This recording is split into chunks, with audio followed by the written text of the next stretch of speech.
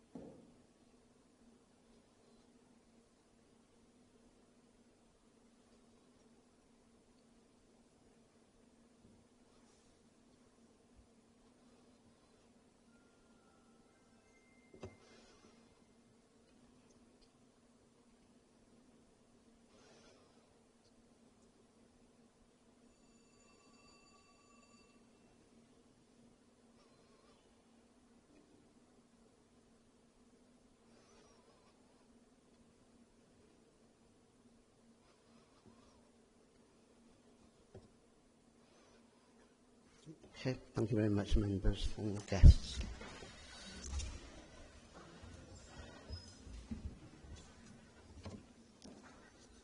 Right, can I move on now to apologies? I've got Councillor Reynolds, Councillor Forsey, Councillor Horton.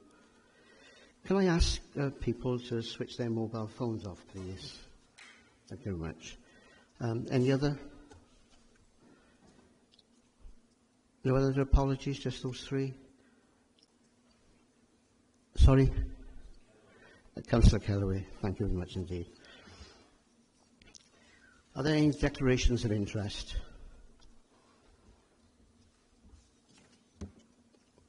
Councillor Evans. Thank you, Presiding Member. I'd like to declare an interest in being a season ticket holder for Dragons Rugby. Thank you. Councillor. Thanks, Presiding Member. Declaring interest in item 4 appointments. Sorry? Item 4 appointments right, have been okay. Nominated. Thank you. Right, we move on now to my announcements. I haven't got any at the moment, I don't think. Right, I move on to the minutes of the previous meeting. Are there a proposer? Proposed by the leader. Seconded? Thank you, Deputy. Right, we move on now to police matters. Superintendent Jason White, please. Thank you. Good evening. So, just a very quick, brief update to yourselves this evening. So, just an overview of crime in the Newport area for this financial year to date. So, looking at the tracker this afternoon, we are on course for this financial year to be seeing a 5% reduction in overall crime compared to the same period last year. When you then break that down by certain offence types, shoplifting, we're on course for a 23% reduction on shoplifting compared to the same period last year. Likewise, almost 28% reduction in vehicle crime. A 30% reduction on commercial burglaries. I know over the last couple of weeks we've had 4 notable arrests on the city centre following a spate of commercial burglaries where those persons were charged and remanded as a result of that. Violent crime has actually shown a 2% reduction for the same period of last year, and also residential burglaries, which is heinous crime, has also shown a reduction or on course of a 6.3% reduction on that particular crime type. The only one of slight cause for concern is robberies, where we're on course for a 20% increase, which, if that trend continues for the rest of this year, we'll see an increase of approximately 38 to 40 additional crimes in that category. Just in terms of good work, I've been off for the last few weeks. It's my first day back, so I am catching up slowly.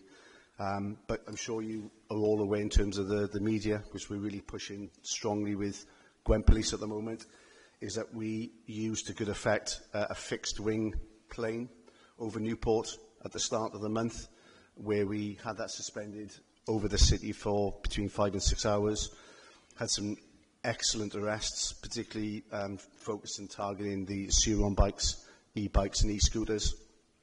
A number of people were arrested for being found in possession of quite a substantial amount of drugs, cash seizures, and what the plane also gave us as well, not just that day, but the subsequent days and weeks afterwards, is that the ability they captured other people using Suron bikes, where they then noticed where they were then residing. So the team under Rowley Giles and others were then going retrospectively to those houses and seizing those bikes also. So a really good use of modern day technology in addition to the drones. You would have seen in the last few weeks as well, the Pell neighbourhood team have been really busy with some closures linked to Class A drug supply and the associated issues of ASB. There was 2 in Pill, there was 1 in Dufferin, and I know that all 3 teams, Central, East and West, have all got plans for further warrants and further closure orders in the coming weeks and months ahead. Marshfield, we had a really good return on Absorb, which is a multi-agency operation in the Marshfield, Castleton area, using VOSAs and other partner agencies, where a number of vehicles were stopped, seized, and drivers were reported for licence, insurance, and other traffic-related offences.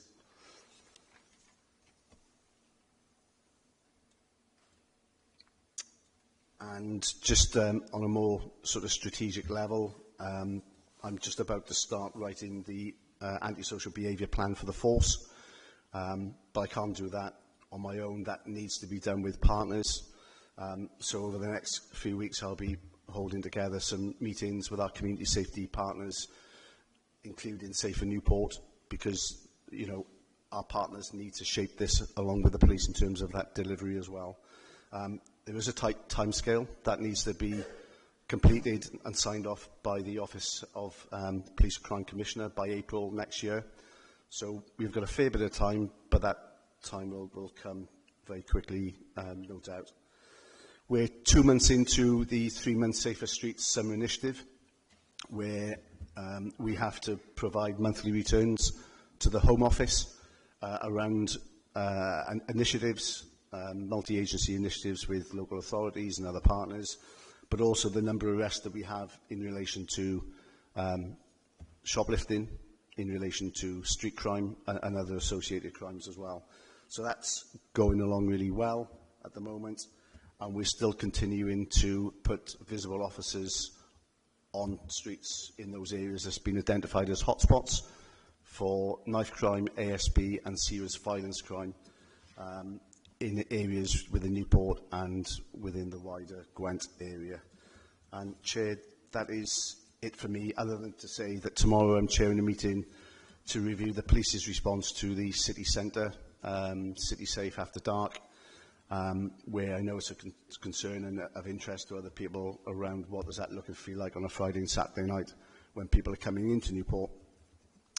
But following that meeting tomorrow, where I'll be concentrating very much on intervention, prevention, but also enforcement, is looking at how the council can then assist us and work together in terms of, you know, seeking licensing objectives, visibility, and early intervention into the evenings. And that is it for me. Thank you. Thank you, Superintendent. Councillor Evans.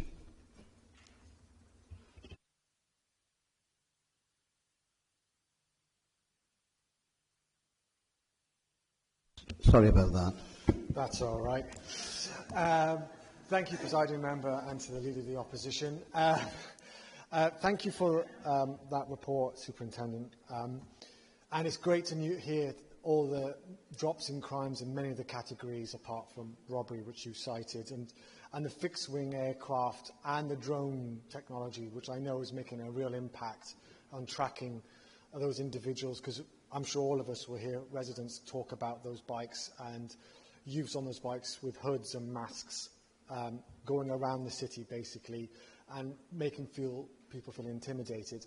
My one is about ASB across the city and visibility. People raise it in Gare. I'm sure it's across all residents in locality shops in the city centre, but also shops, I know in the Liswery area, where youths gather and can intimidate law-abiding citizens, and many residents express the view that they don't see the police, or there's a lack of visibility about the police to provide that reassurance to members of the public. Can you really comment or observations around that? Yeah, just one of... Sorry, Presiding Member, can I follow on that question, because mine is exactly the same as the... Yeah, thank you, Chief Superintendent. And I know I've also raised this before, and I do think it's important to try and establish why it doesn't appear to be happening. On Saturday, 6th of September, a few of us met in the city centre after the Pride March. It was a glorious day. We sat outside watching the world go by on Cambrian Road and the High Street. Even at 4:30 in the afternoon, we witnessed a junkie doing cartwheels down the street, but more worryingly, he had a large glass bottle in his hand. During the evening, I only saw one policeman and a woman who thankfully went over to the idiots who were drinking at the D-Day Memorial and told them to move on. And walking down the High Street to Burger King around 9 o'clock, I was approached by an aggressive beggar demanding money, another demanding food, and a woman who had a bag of mobile phones she was trying to sell. Even when we were sitting at Burger King, somebody just walked in and helped themselves to a drink. I know I'm not the only one to complain about the lack of visible police presence day and night, and reiterating what the Leader of the Council just said. So when can we expect to see an improvement? I can assure you that on that date there was additional officers working, because we had the Pride March, we had the Bristol Rovers county game on at the same time, and we also had a little thing called the cycling event for Monmouthshire as well. So quite a significant amount of officers' rest days were cancelled to police those three key events for Gwent and Newport. So I can reassure you that there were additional staff working, and unfortunately, if you didn't see them, just to reassure you that they were working, and they would have been working in and around the area of the city centre, where we know that's where the people drink pre and post-match. Just going on to what the leader has also said as well, and back to yourself, we are making significant commitments in terms of increasing officer numbers, not just within our response teams, but within neighbourhoods. So under the neighbourhood policing guarantee, we've already started seeing uplift, and by December this year, all neighbourhood teams will have seen an increase in their establishment. Coupled with that, we've got the hotspot patrols, which I just talked about briefly then. We've got people who are actually working their rest days for overtime to work those areas that's been deemed to be hotspots. So the city centre is indeed one of those, Lisweri is another, and throughout the city. So they, just by way of reassurance, really, Councillor and Leader, that the staff are out there. We are able to monitor to them in terms of their footprint, their footfall, in terms of the number of hours that they're in a certain vicinity and location. So that performance metric I can get at the drop of my hand in terms of providing some reassurance to everybody that those officers are in the vicinity when they're most required. Part of my meeting tomorrow is to look at the resourcing, not just now, but over the next 6 to 12 months, and look at where there are gaps and where we can plug the gaps, not necessarily from ourselves, but from our partners as well. Because I think we all need to recognise it's just not a policing responsibility. But when you talk about vulnerability and you talk about homeless and everything else, then this is where the early intervention, the prevention comes in, and that visibility is really key during the early stages of that evening. So, but I'll be able to update you accordingly then following that meeting. Thank you. Councillor Howells. Thank you. Thanks, Superintendent. A couple of points, if you can indulge me.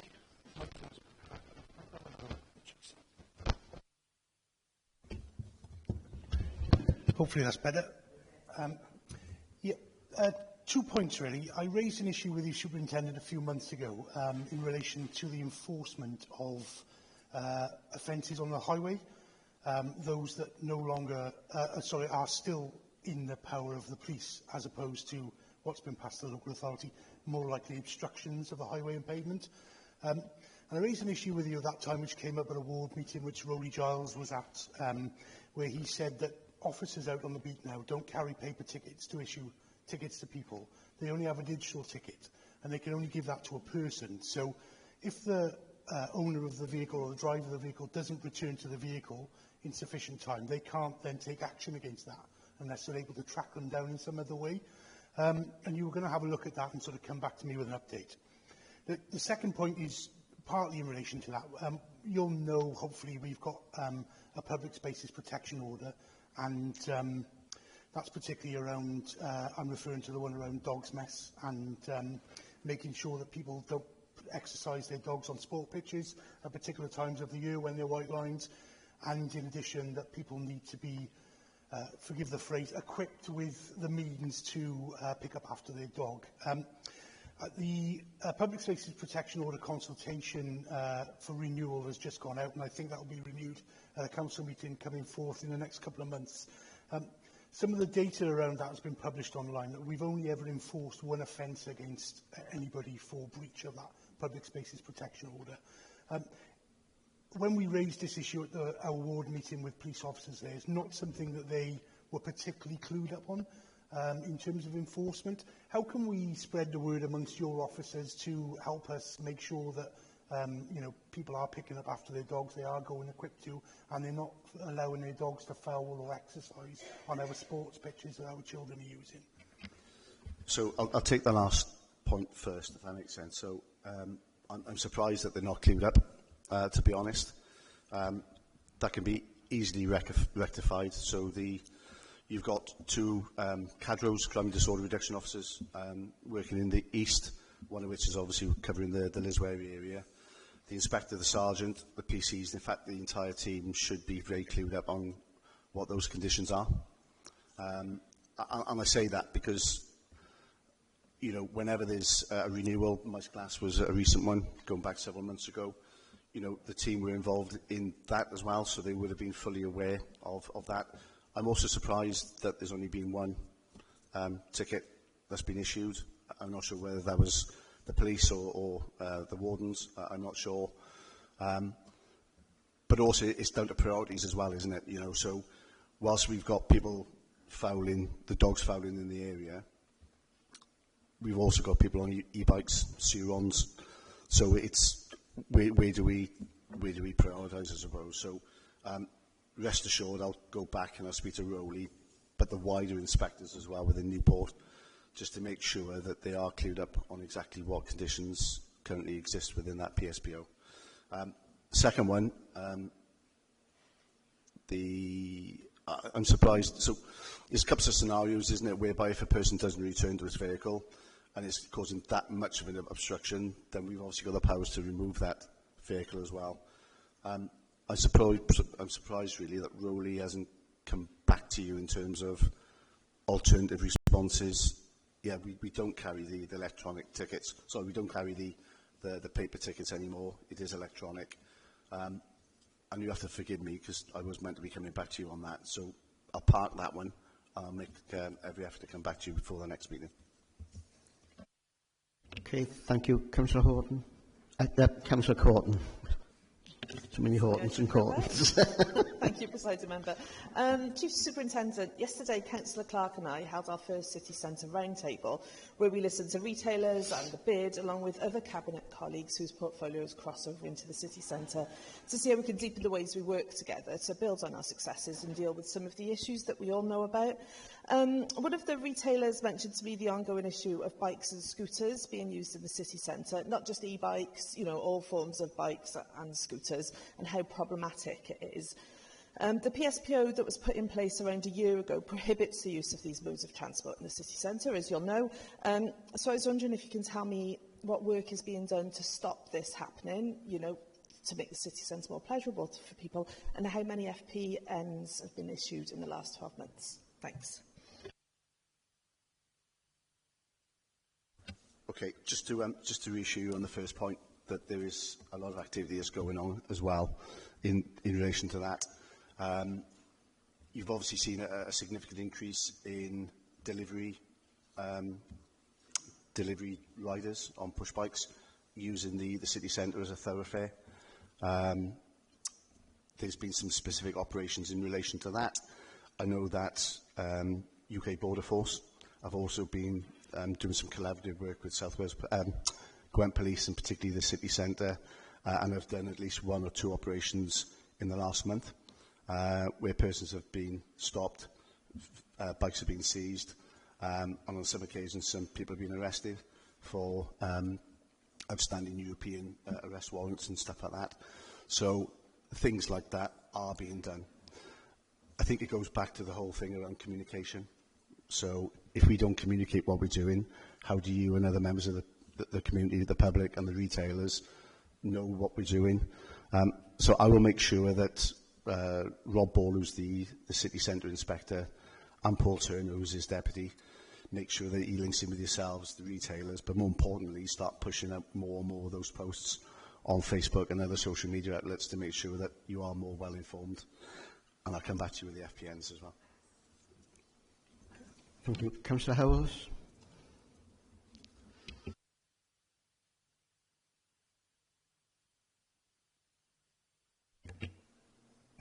Thanks, Presiding Member. Yeah, I just wanted to say thank you for the op-absorb that you ran in Marshfield, because residents there do say that Lighthouse Road is a huge issue for them. You've got a lot of vehicles going really fast on that road, and especially large HGVs and commercial vehicles. So I suppose it's just a plea that the more of those operations we can run, the better, really, because they say it's a problem that seems to be getting worse, not better. And also a thank you because we asked if we could also have a speed camera placed, a temporary speed camera placed by GoSafe in Marshfield, and the responsiveness from all of the police team was amazing. It was really quick. They've come back to us quickly. They've been really accommodating. So, you know, I just wanted to say thanks where thanks was due as well. Thank you. No, thank you. I appreciate that. And the benefit that I've got is that, yes, I'm in charge of neighbourhood policing, but I'm also in charge of spec ops, which includes our traffic department, our dog section. So what our dogs increasingly doing is using those more rural areas in terms of exercising their dogs. So again, you've got that added visibility. But hopefully, if you haven't, you should be seeing very shortly, is that our traffic officers, our road policing teams, are then using those lanes then as more of a default, because we know that there's a lot of crime that goes on, albeit travelling offenders who use those back lanes between Cardiff and Newport. It hasn't changed from when I was a sergeant there many years ago. So I know that Ryan Francis, who's the superintendent responsible for that area of business, has also briefed his teams as well. So you should be seeing some more visible patrols in that area as well by that team. Thank you. Councillor Mountford. Thank you, Presiding Member. My question is about, or my observation is about, I'm pleased to see you using technology in the way of you have cameras in the sky, and that seems to be a very successful approach. In the city centre, how much use do you make of the closed-circuit TV systems? So it depends on the operators in the Corn Street, or in the CCTV operating room, because obviously that broadcasts live into our force control room.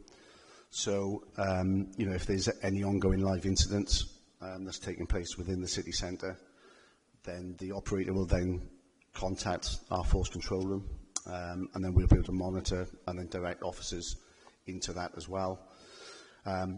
It can be used for some pre-planned activity as well, depending on the circumstances and the operation to date. What I would say, cameras and CCTV is a really useful tool in terms of detecting crime, but also preventing crime. I think that the two marry up quite nicely. But it's like everything else, isn't it? We have to use it in order to gather and gain the benefit from the investment. So, yes, it is used, the answer to your question. Would it be possible to come and observe that in use?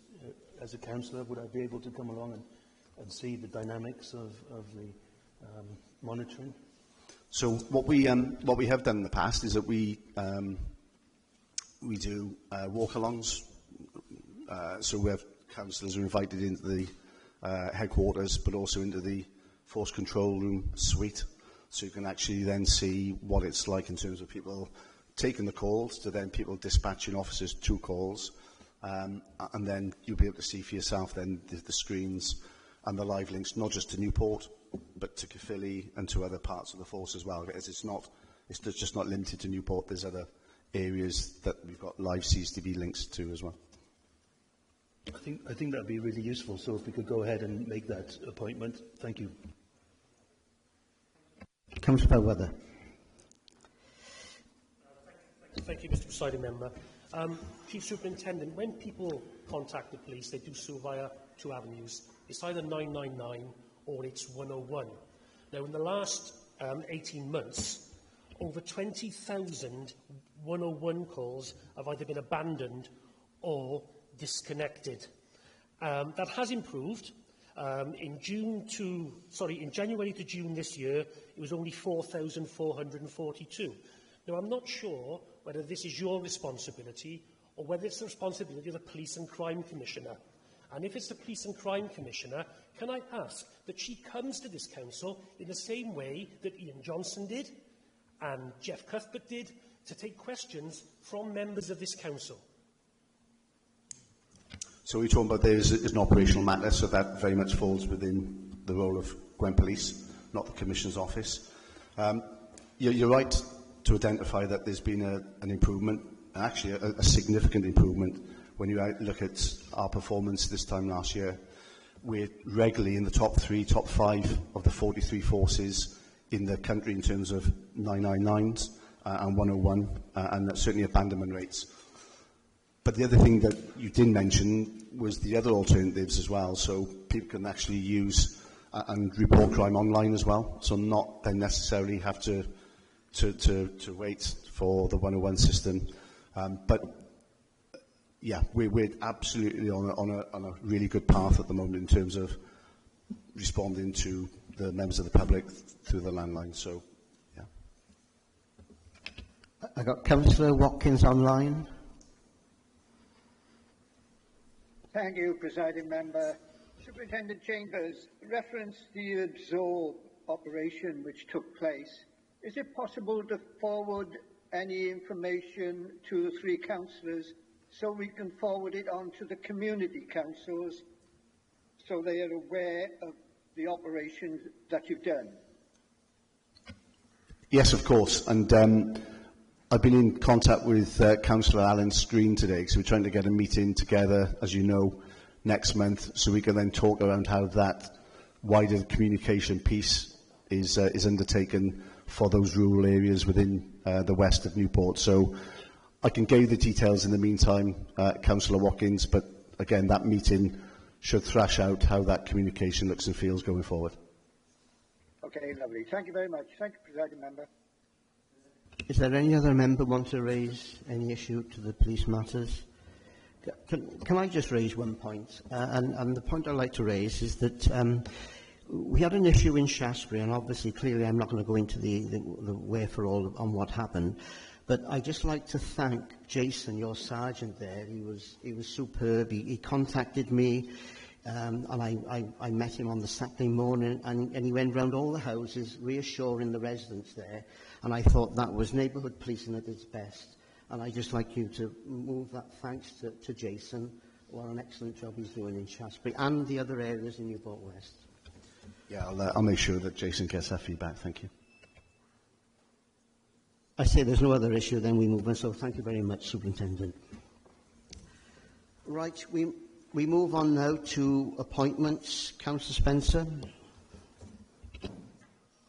Thank you, Presiding Member. I'd just like to confirm what is written in the report. Thank you. There's second to that. Okay.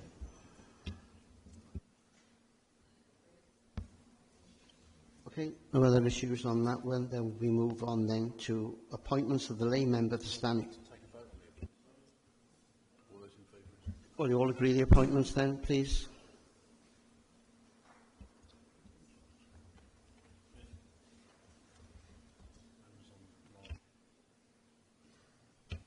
Can you vote online, please? Raise your hands.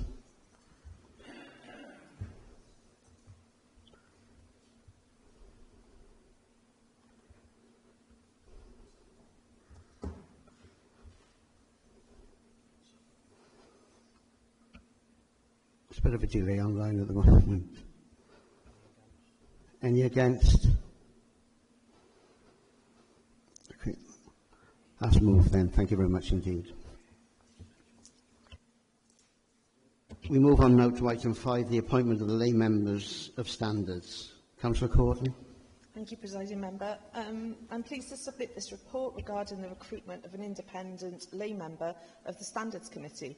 In accordance with the Council's constitution, the Standards Committee is required to consist of 5 independent members, in addition to 3 elected members and 1 representative from the city's community councils.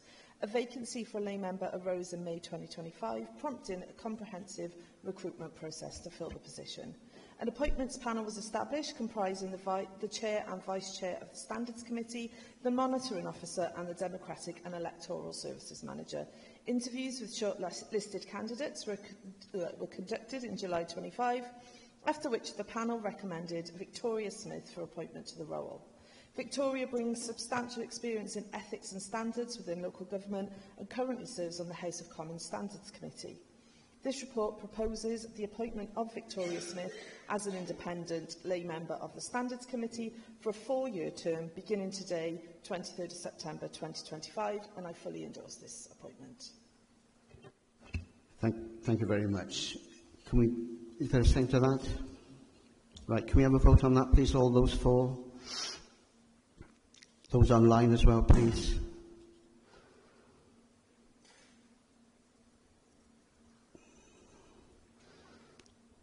I think we can take that as yeah, there's no one against, is there, at the moment?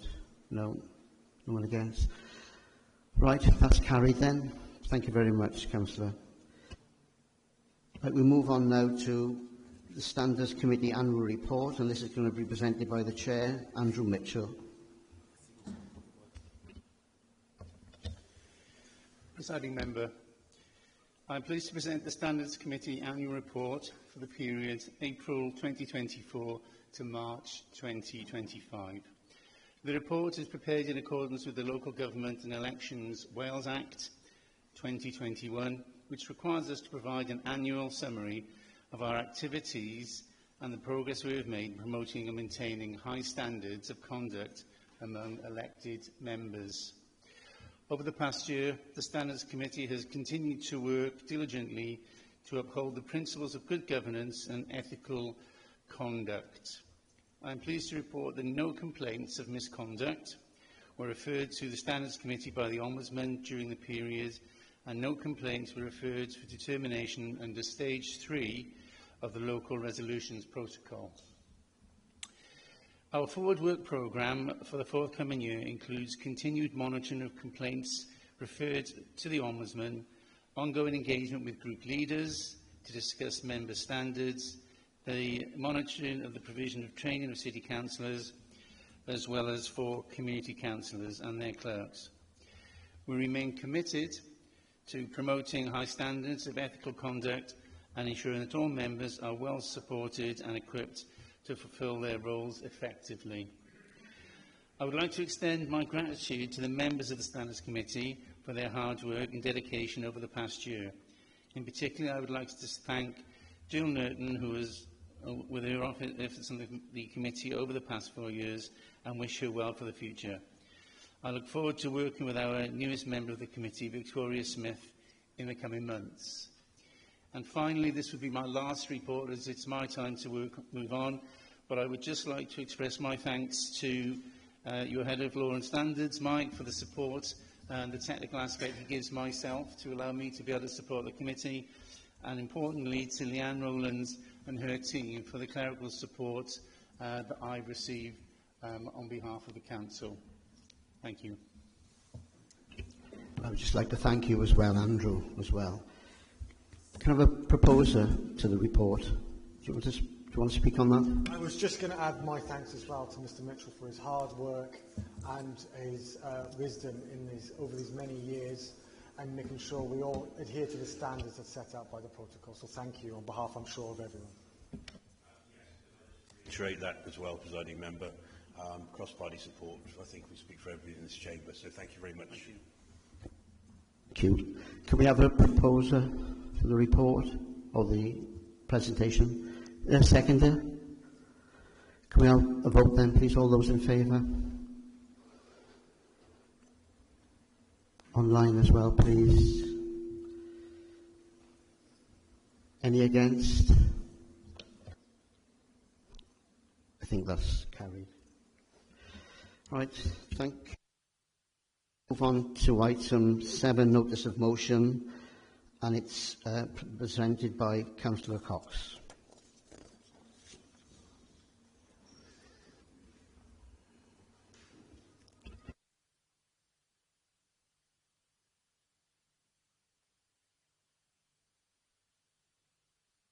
Sorry? Oh, we'll tell you.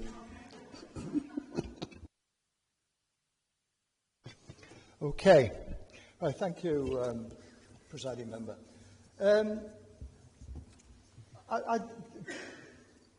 Before I get into the main sort of meat of the motion, what I would like to do is just to make a couple of points clear in relation to what this motion is trying to do.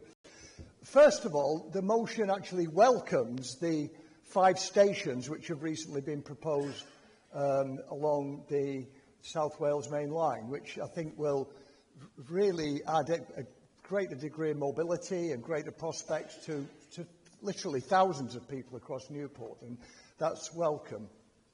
Because the campaign for a station in Caerleon is not in any way in competition with the plan for the stations along the main line. I mean, we've discussed that actually with the chair of the Burns Delivery Group, and we've discussed it with the Welsh Minister of Transport, and there's no conflict there between the two. But obviously, in Caerleon, there is absolutely massive support for the reopening of the station, which was closed in 1962. I mean, a recent survey of almost 2,000 people in Caerleon showed that of those people, 98% wanted to see the station returned. It almost sounds like a sort of North Korean election, but that was actually the case. And the other thing I just want to make clear is that the Tracks Group, who are leading the campaign in Caerleon for the return of a railway station, are a properly constituted community group. That the group was established at a public meeting, it's got a proper constitution, that there's an annual general meeting each year where the officers and the committee are elected, and it is a strictly non-political, non-party political organisation. And I'm saying that because I really do hope I'm going to get support from right across the council in moving this motion this evening. And Tracks has been enormously active. If people are puzzled about Tracks, it's towards restoring a Caerleon station. The members have attended fairs and fetes. We've met with Transport for Wales, Railtrack, met with the Welsh Minister of Transport, the chair of the Burns Delivery Group. We've met with the leader of the council here, council officers. We've met with Caerleon's MP, Senedd members. And I'll emphasise there once again, we've engaged with Senedd members right across the political spectrum because we want this to be a true community campaign. And we've also met with academics and taken advice from academics such as Professor Mark Barry. So this motion isn't out of the blue. It's part of a campaign which has been going on for over 2 years now. And I think that's important. So the case for a Caerleon station is absolutely overwhelming. That a South Wales Transport Alliance report on the Marches line actually calculated that the station in Caerleon would contribute another 100,000 extra train journeys to the Marches line. And that was over 10 years ago. That would be much greater today. That it would clearly have a significant impact on the M4 and local road congestion.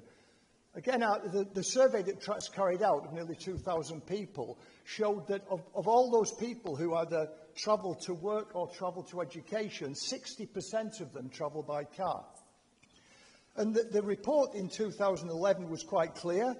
It said that a new station in Caerleon could greatly contribute to the reduction in cars travelling along key corridors into Cardiff and Newport, by providing a viable, sustainable travel alternative to the private car for the commuter, leisure and tourism trips. And I think now to Newport and Cardiff we can also add Bristol, because a significant number of people travel from Bristol from Caerleon to Bristol each day. But it's obviously going to have a major benefit in air quality. It's going to have a major impact, I think, on Caerleon as a tourist destination. It's going to make a significant impact on Caerleon's chronic traffic problem issues.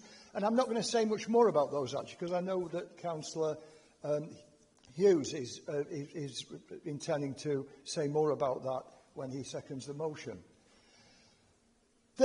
The business case for a Caerleon station has consistently, whenever a report has been produced, has consistently shown that the business case is overwhelming.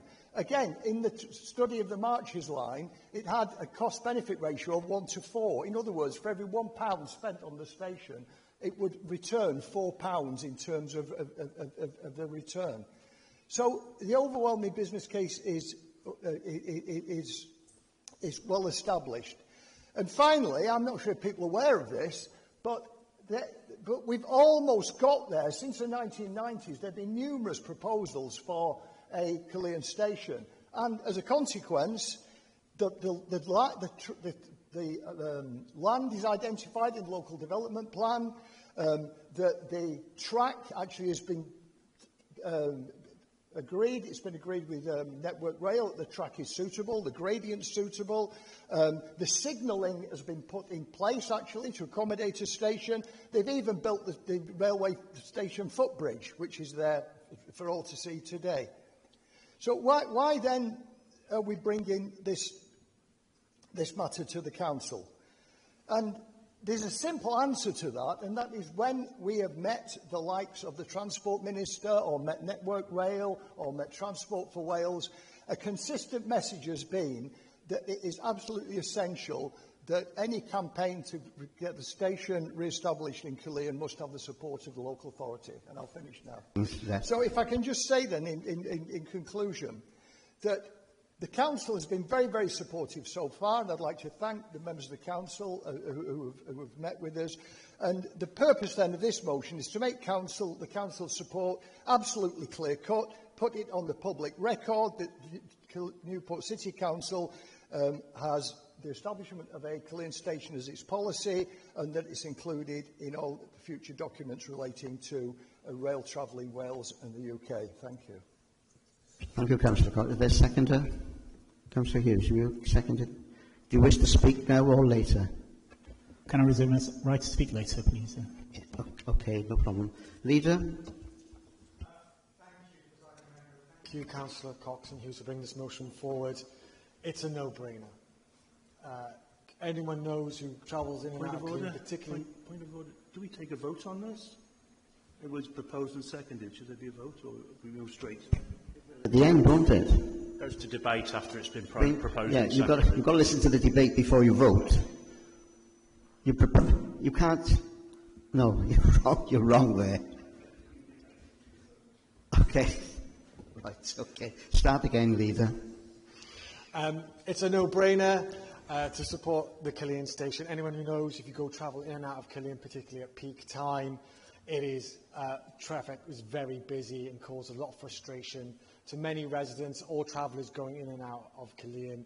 To ensure Caerleon has the right infrastructure for its current population, let alone the future, it is absolutely essential it has a train station on many, many grounds.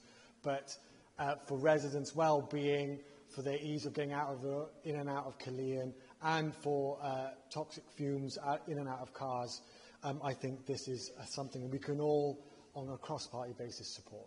And as Leader of the Council, I wholly endorse this motion. Thank you, Leader. Councillor Howells. Thanks, Presiding Member.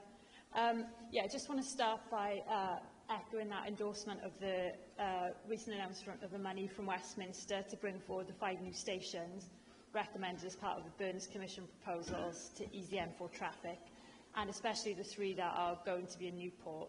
And as an aside, I just want to take this opportunity to say I hope the Welsh Government will be able to similarly show funding commitment to the non-rail burns proposals, the road and active travel schemes, because all of it together is going to be vital to unlock the M4 and unlock the economic potential of Newport and the wider region. On Caerleon itself, I completely agree with the leader. It seems like a no-brainer to have a station. Caerleon is one of the jewels in the crown of Newport. It's a destination of international importance, and it's a significant town in its own right. We've got lots of exciting plans to enhance it as a tourist destination, but obviously, unfortunately, people who came before us didn't quite, maybe the Romans and all those who came after them didn't quite think about modern transport issues and congestion.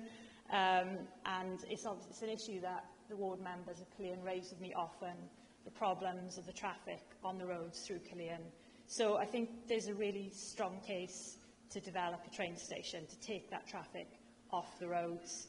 It could take school and commuter traffic off the roads that can't cope with it at the moment. And for tourists who want to visit Caerleon, if you're in Newport, Bristol, Cardiff, you can just get on a train, easily, stress-free, go and visit the amphitheatre, the museum and all the rest of it. And it would be a huge boost for Newport. I'll be pushing the regional level, for more recognition of Caerleon's need for a station as well, and I'm very supportive of the motion. Thanks. Thank you very much. Councillor Evans. Thank you, Presiding Member. The Conservative Group will be supporting this motion in principle, its intentions, but I don't think it will happen anytime soon.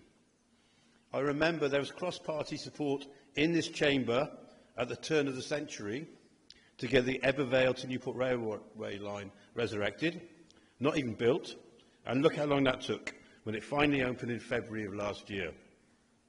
And it took 16 years to get the track reinstated from Pye Corner to Newport Central, so don't hold your breath. One of life's greatest mysteries is why on earth money has been squandered on building the big park and ride and enhanced station near New Inn. It's in the middle of nowhere. Clearly, Caerleon should have been a priority, and it would provide a much-needed and very welcome boost for the local economy. Where I disagree, maybe you should be writing to the Burns Commission to get funding moved away from harebrained proposals like removing 2 lanes to the A48 to Marshfield and putting bus lanes in instead. And just how much difference it will make to alleviating local traffic congestion is up for debate. It might actually increase congestion in Caerleon, with rail commuters coming in from neighbouring areas. As for alleviating congestion on the M4, you must be having a laugh. That issue will not go away. The only way to do this is to build the M4 Reef Road we were promised. I thought we might see a few more details today, where the station would be, the car park, the costings, rather than references to the 2011 report. Nevertheless, I wish you well, admire your confidence, and sincerely hope one day your dreams will come true. Councillor Corden, I got it right this time. Thank you, Presiding Member. Just to repeat essentially what everyone else has said, I'd love to welcome the additional rail funding to Newport.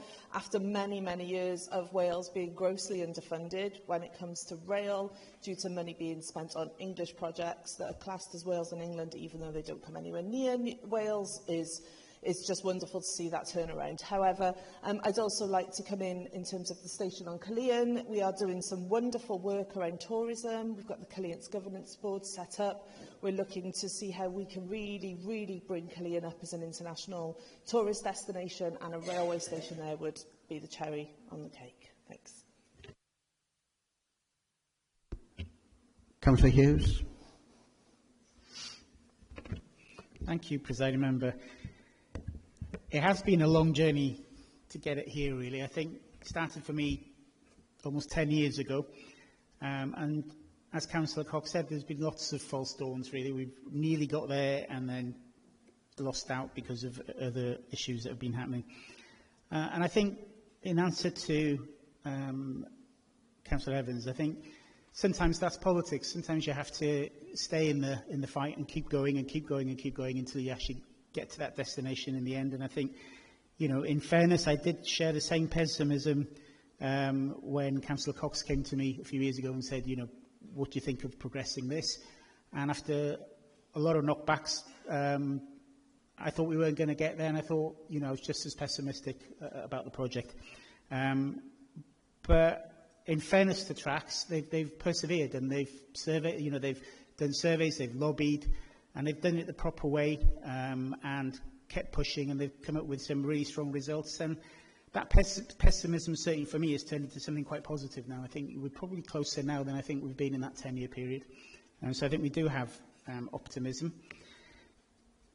Colleagues have said Caerleon has had a, you know, still does have has a history of traffic issues, but it's not a new phenomenon. You know, I first became involved speaking to highways experts on Caerleon when they were telling me it's one of the most complex village and town highway problems we've got in Wales, certainly. Going back to 1940-41, a young teacher was killed in Caerleon crossing the school, from the school, and that's why we've got a one-way system there. So there's been problems ongoing for a long, long time. But Caerleon's since grown into from a village into a town, and we've got around 8,000 residents living there now, and it's likely to increase. Caerleon's a remarkable town where homes, schools, pubs and playing fields sit alongside some of the best Roman heritage that we've got in the UK. And it's a really special place for that, and people want to come there. And I think with some of the work that's going on now with the Roman Partnership in Caerleon, again, it's a project that took a long time to get off the ground, but they're making incredible strides. And I think the importance of that is that once that project gets off the ground for real, we're going to see a significant amount of people wanting to come to Caerleon. And I think, you know, this project ties into that, about how we approach that. But I think importantly for me as well, this isn't about Caerleon, and I think, you know, what we're trying to do in Caerleon is much bigger than that. I think what we're trying to do in Caerleon is maximise the potential of Caerleon as a destination for Newport, and also maximise what people know about Caerleon on a world stage, and I think that's how good Caerleon is.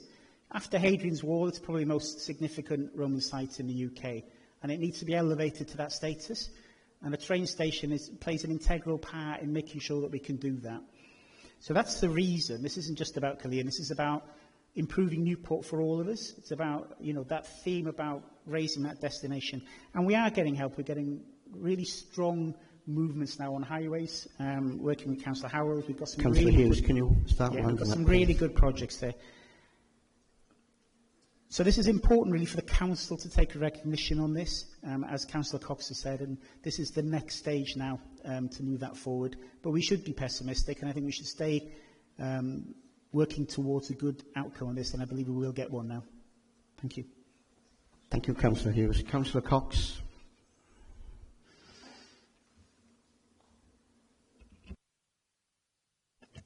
Just you know, I thank Councillor Evans for his support, even though he added a number of cautions to it, born out of experience in the past, which I accept. But I'm very, very pleased that he's wishing the whole campaign well.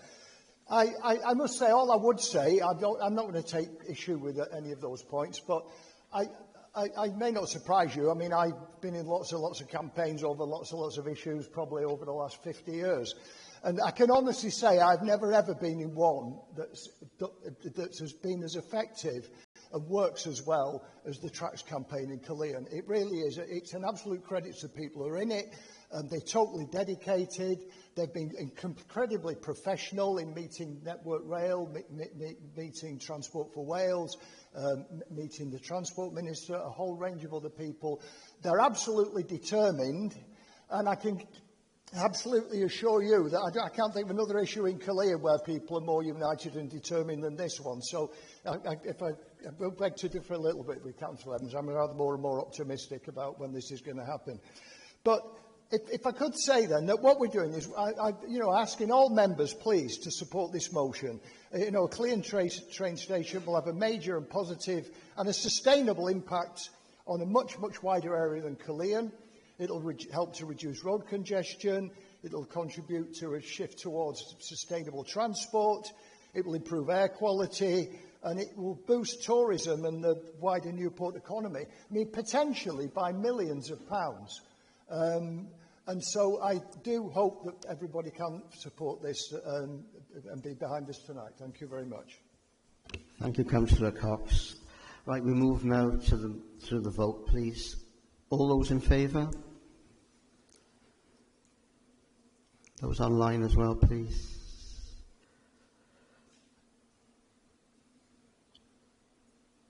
Any against? I think that's carried. Okay, right. Thank you very much indeed. Right, we move on now to item 8, notice of motion. This is going to be presented by Councillor Screen. Diolch, Presiding Member. I'm very pleased to present this motion, very important motion. I won't speak at great length. I'll be succinct because there are going to be a lot of other members who are going to speak on this motion. I just want to say 4 points, really, about the motion.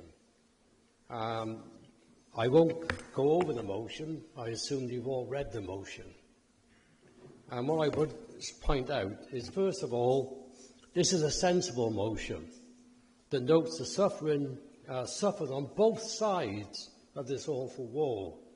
It calls for immediate ceasefire in order to protect the residents of Gaza, innocent men, women and children from further harm, and allow aid to come into the area to avoid further deaths from famine, illness and injuries. It also calls for the remaining hostages, both alive and dead, held by Hamas, to be released and be reunited with their loved ones. Secondly, the motion also supports a call for immediate ceasefire, as called for by the UN and many other governments, organisations and agencies. At no point does the motion support Hamas or those extremist elements of the Israeli government. It seeks only to alleviate suffering and to look to a just and lasting peace between Israelis and Palestinians. Thirdly, this is also a motion based on ethical principles. That is to say, doing the right thing, which is taking an ethical stand. And that is what ethics is about, doing the right thing. Employees enrolled in the Greater Gwent pension fund would, I'm sure, expect their pension funds to be invested ethically, whether it is an investment in arms firms, animal welfare, or other products that adversely affect the welfare of human beings. Finally, why does it matter? As the motion states, the Council is committed to enhancing and maintaining strong relationships between members of our diverse communities. They would expect us to act on their behalf as residents in Newport, many of whom have strong views on our Council doing the right thing. So it's a sensible motion, it's a pragmatic motion, and it's about doing the right thing. And I would hope that this Council would fully support this motion. Nen con. Diolch yn fawr, Presiding Member. Thank you, Councillor Screen. Is there a seconder? Yeah, thank you, Presiding Member. I'll be seconding the motion. I reserve my right to speak. Yeah. Thank you very much. I got Councillor Whitehead. Is there an amendment first? Right. No. Can we speak on that, this? Sorry, no. There's an amendment first. Councillor Al-Arami put an amendment in. Yes, Mr. Presiding Member. I have actually produced copies, which I'm asking for them to be distributed, please.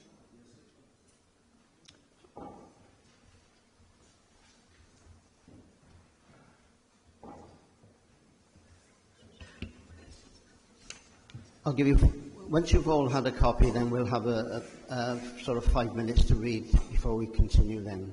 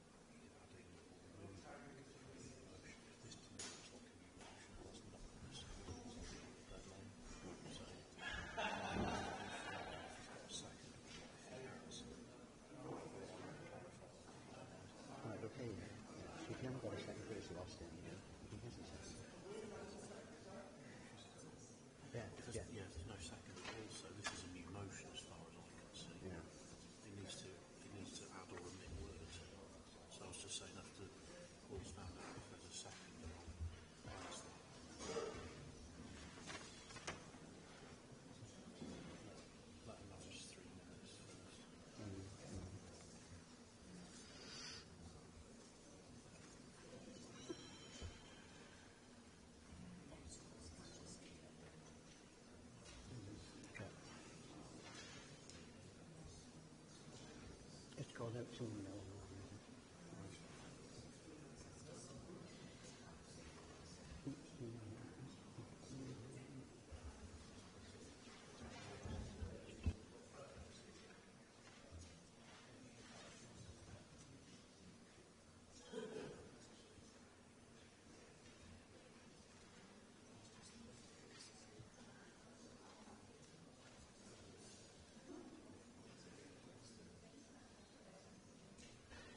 For those people in the gallery, we will be sending some copies out there for you to read the amendment, okay?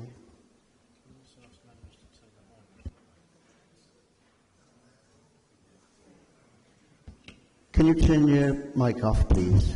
Okay? Thank you.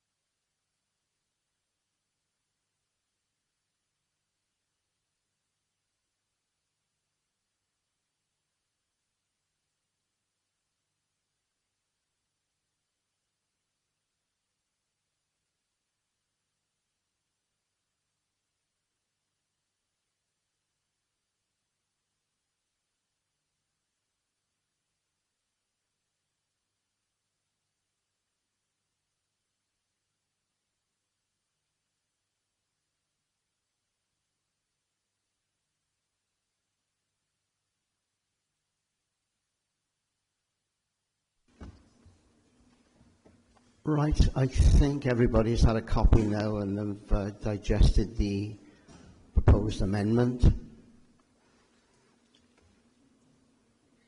Just wait for members to get back in their seats and then we'll continue.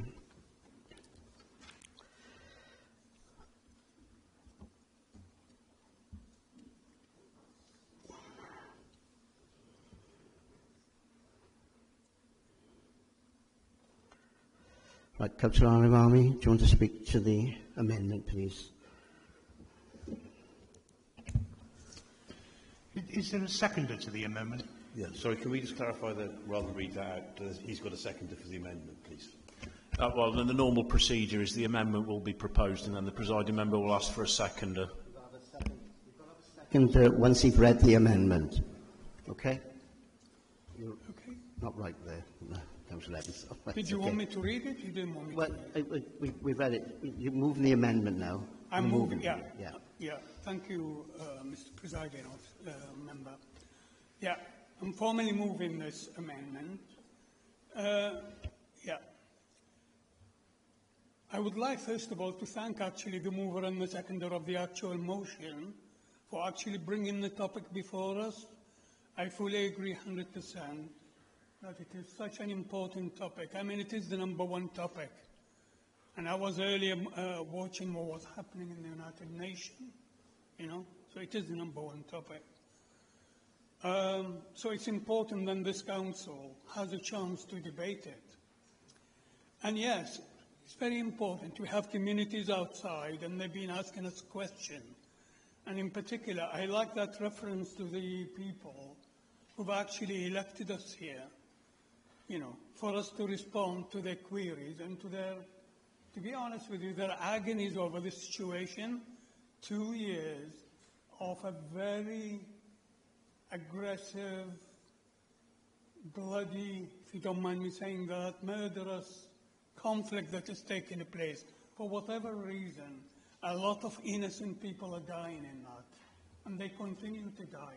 As we speak here now tonight, there are people who have no place to even put their head down.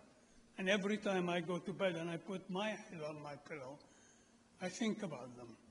You know, even the simple pleasure we all have and take for granted is not available to hundreds of thousands of people in Gaza. Just think about that. My aim of this is to strengthen the motion that is being put, because I believe it is a sort of falls short in 2 areas.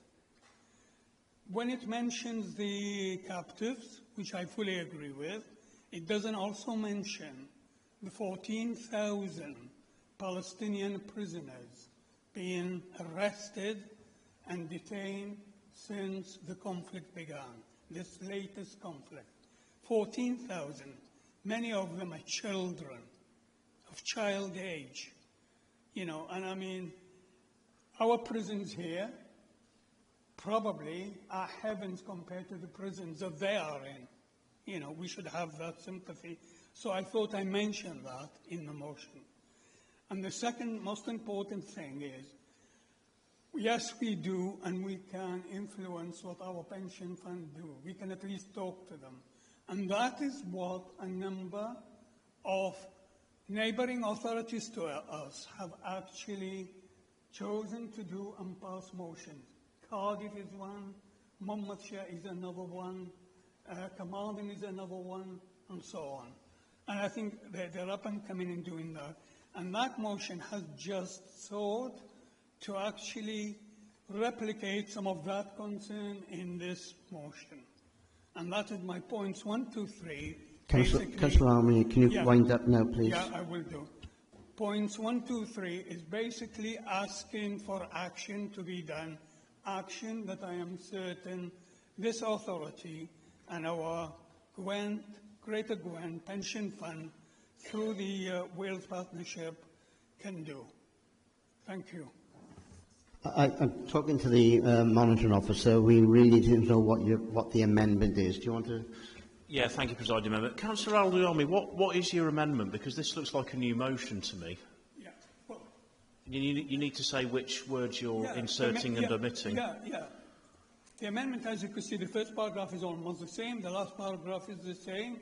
The amendment comes where I mentioned the Palestinian prisoners, and then the points that I mentioned that the Council resolved, which the original motion doesn't say. It doesn't say resolve to do anything, not really. The 3 points in there, which is to review the own investment and request the pension fund review its own investment in order to identify any direct or indirect investment in companies that are supplying arms, military technology or logistical support that enable breaches of international law in Gaza and other occupied Palestinian territories. To work with GGPF, their asset managers, and the Wales Pension Partnership, aiming to take steps to end such investment by both NCC and GGPF. That's important because we can't ask the pension fund to do things we're not prepared to do ourselves, and to report to Council within 3 months on the progress achieved. I think that's quite clear. That is the difference. Well, it's not clear from this thing that you've circulated, because this just looks like a new motion. Well, I think if you look at the motion, it does not say that Newport City Council resolved to do the 3 things that I mentioned there. If it's a new motion, it should have been recorded and put through for us as a notice of motion. This is an amendment. Well, it is an amendment. Sorry, it's not an amendment really, because obviously, as the monitoring officer is saying, it's really a new motion because there's things added to it really, rather than an amendment.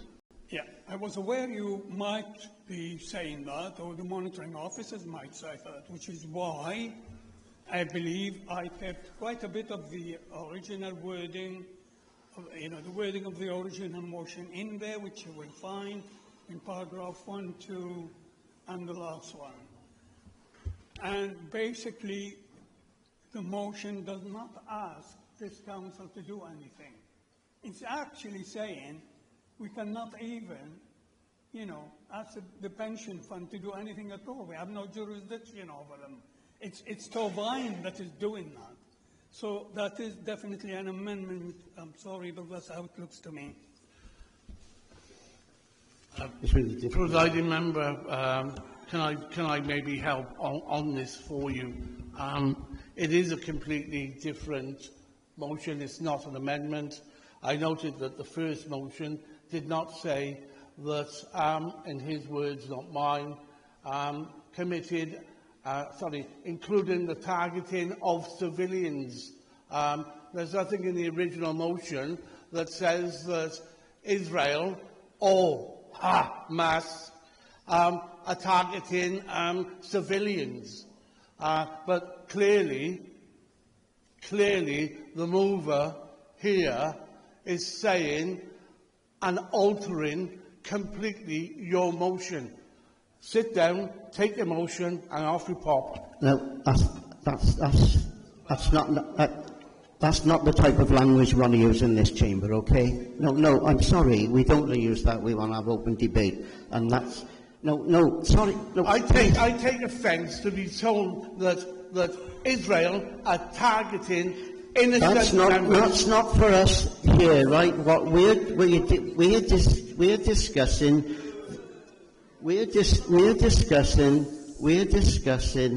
the motion. Councillor Al-Imami has put an amendment, which is what we're saying really is really another motion, and I think that's where we can't accept that. Don't get into debate now. Has he got a second? Yeah, let's move on that for that. Have we got a seconder to Councillor Al-Imami's motion?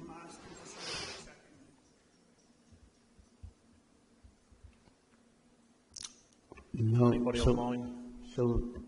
Nothing online. Sorry. Councillor Whitehead, are you? Councillor Townsend. No, it's...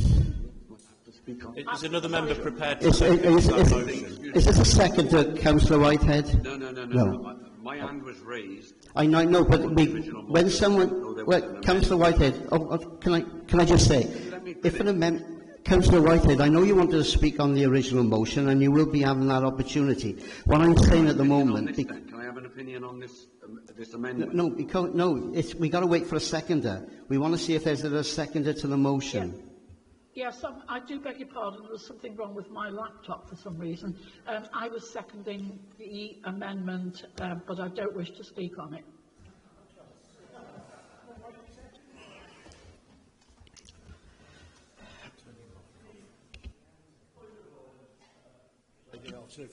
Sorry, member.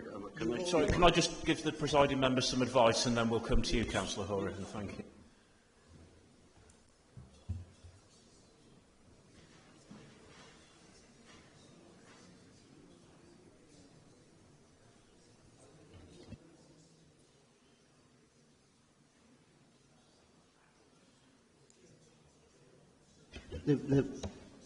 What we're saying, Councillor Alirami, you've got to really set out what the difference is in writing, so everybody got a clear understanding what's the difference between this and the original motion. So you need to set that down in writing so we can make sure every member is aware of that.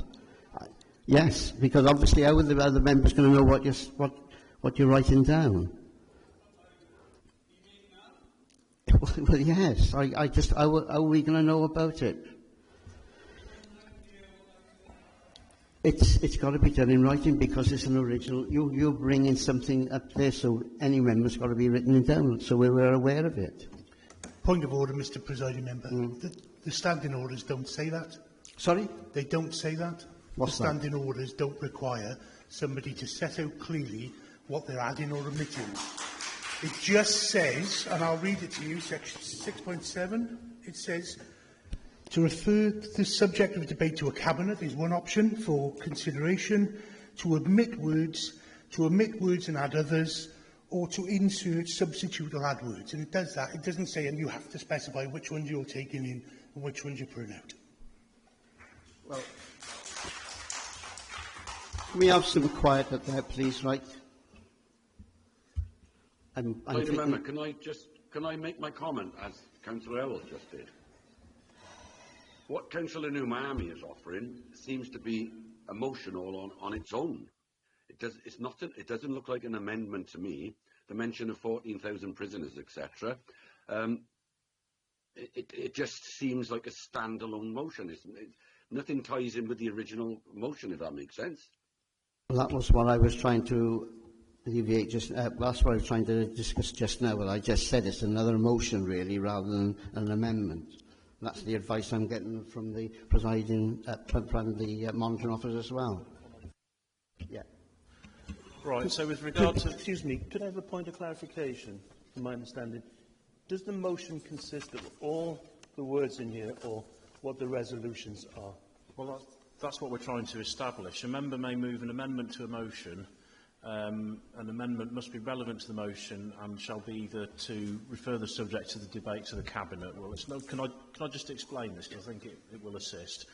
Refer the subject to debate to the Cabinet or appropriate council body for consideration or reconsideration. Well, nobody's asking that. To omit words and add others, or to insert, substitute or add words. Now, if you're omitting words and adding others, or inserting, substituting or adding words, you need to say which words you're omitting, substituting or adding. And just further to that, earlier on in 6.7, it says that the person presiding may require that the amendment be written out before allowing the matter to be discussed. So, contrary to what's just been said, if a member wants to put forward a motion which is adding or omitting words to an existing motion, they need to set out in which words they're proposing to add or omit, and at the request of the presiding member, they need to do that in writing. Sorry, you didn't answer my question. For a motion... I was dealing with the previous point. But any motion, yeah. This is preamble. This is all the preamble. The motion in and of itself is what is being the resolution that we are being asked to vote on. We can almost ignore this, can't we, and say... Well, that depends what's being proposed, doesn't it, by the proposer. So is the preamble part of the motion? Well, so Councillor Al-Nuami says, yeah, because that's what's been circulated. Chair, coming back to my point of order, which you did say you'd come back to me on, you've ruled, Mr. Presiding Officer, with the assistance of your legal officer. You've made the ruling.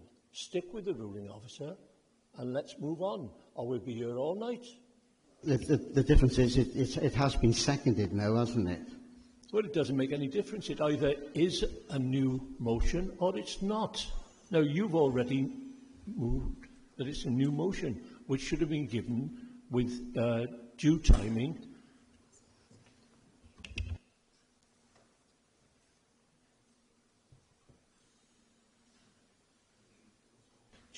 Well, that's the issue. I have asked it for in writing, so everybody got an understanding if that's the new motion, because obviously that's what the... There. Yes, quickly there, please. I can do it quickly, but, you know, in a nutshell, I have taken the third point. You know, I could, just in answer to the monitoring officer, I could have sort of deleted and added and so on, and you would have been very confused about what the final thing will sound like, which is why I produce it in this form. But basically what I have done, if you look at the original motion, you've got 3 bullet points with double $ sign on them, well, I don't know what they call it. I have basically kept 2 of those and taken the third one and replaced that to include both parties, not just the Israeli hostages, but also the Palestinian prisoners. So that's difference number 1. And then I have taken number 1 and 2 from the original motion and replaced them by 1, 2, and 3. And it is an amendment because the rest of it is being kept the same. I think I can't be clearer than that. Presiding member, I've sent the monitoring officer the track changes version to show which the amendments are.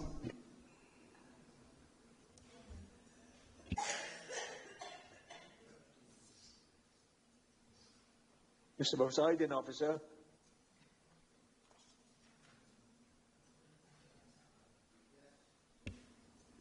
Councillor Morris, is it? You're going to help us here, I hope. I hope to be helpful. We have an amendment that's been seconded. Yeah. Is the original mover prepared to accept the amendment? Well, are you willing to withdraw? Are you willing to withdraw the original motion in favour of the amendment? No, I didn't say that. I said, is the mover willing to accept the amendment? It's an That's amendment. what I just said. Withdraw. Well, accept the amendment. That's withdrawing the original motion, isn't it? Yeah. I see.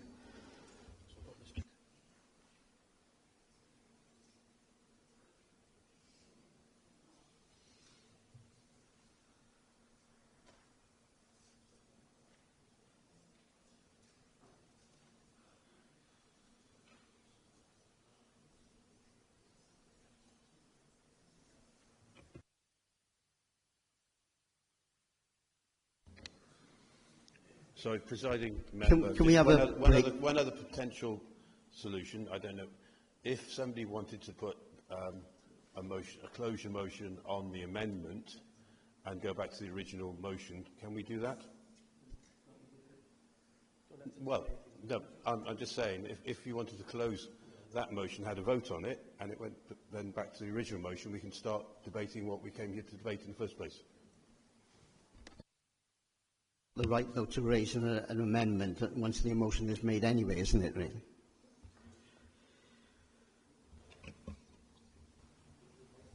Well, the issue, there is a track change version here which sets out where the words are being added, inserted. So that is permissible. My advice to the presiding member is that we could have a 10-minute adjournment while we get copies of that made and circulated.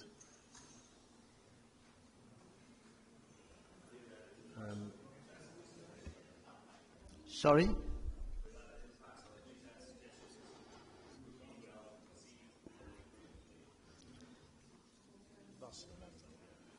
I think we'll have a 10-minute break anyway, just to try and sort some of these things out anyway, okay?